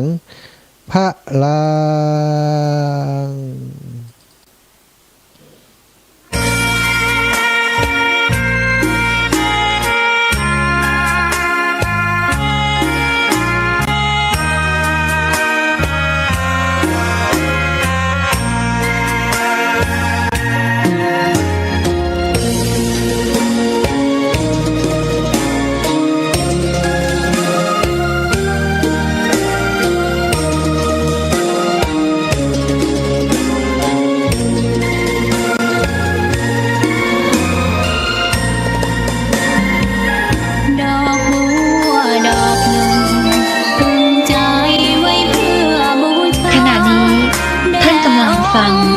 สถานีวิทยุกระจายเสียง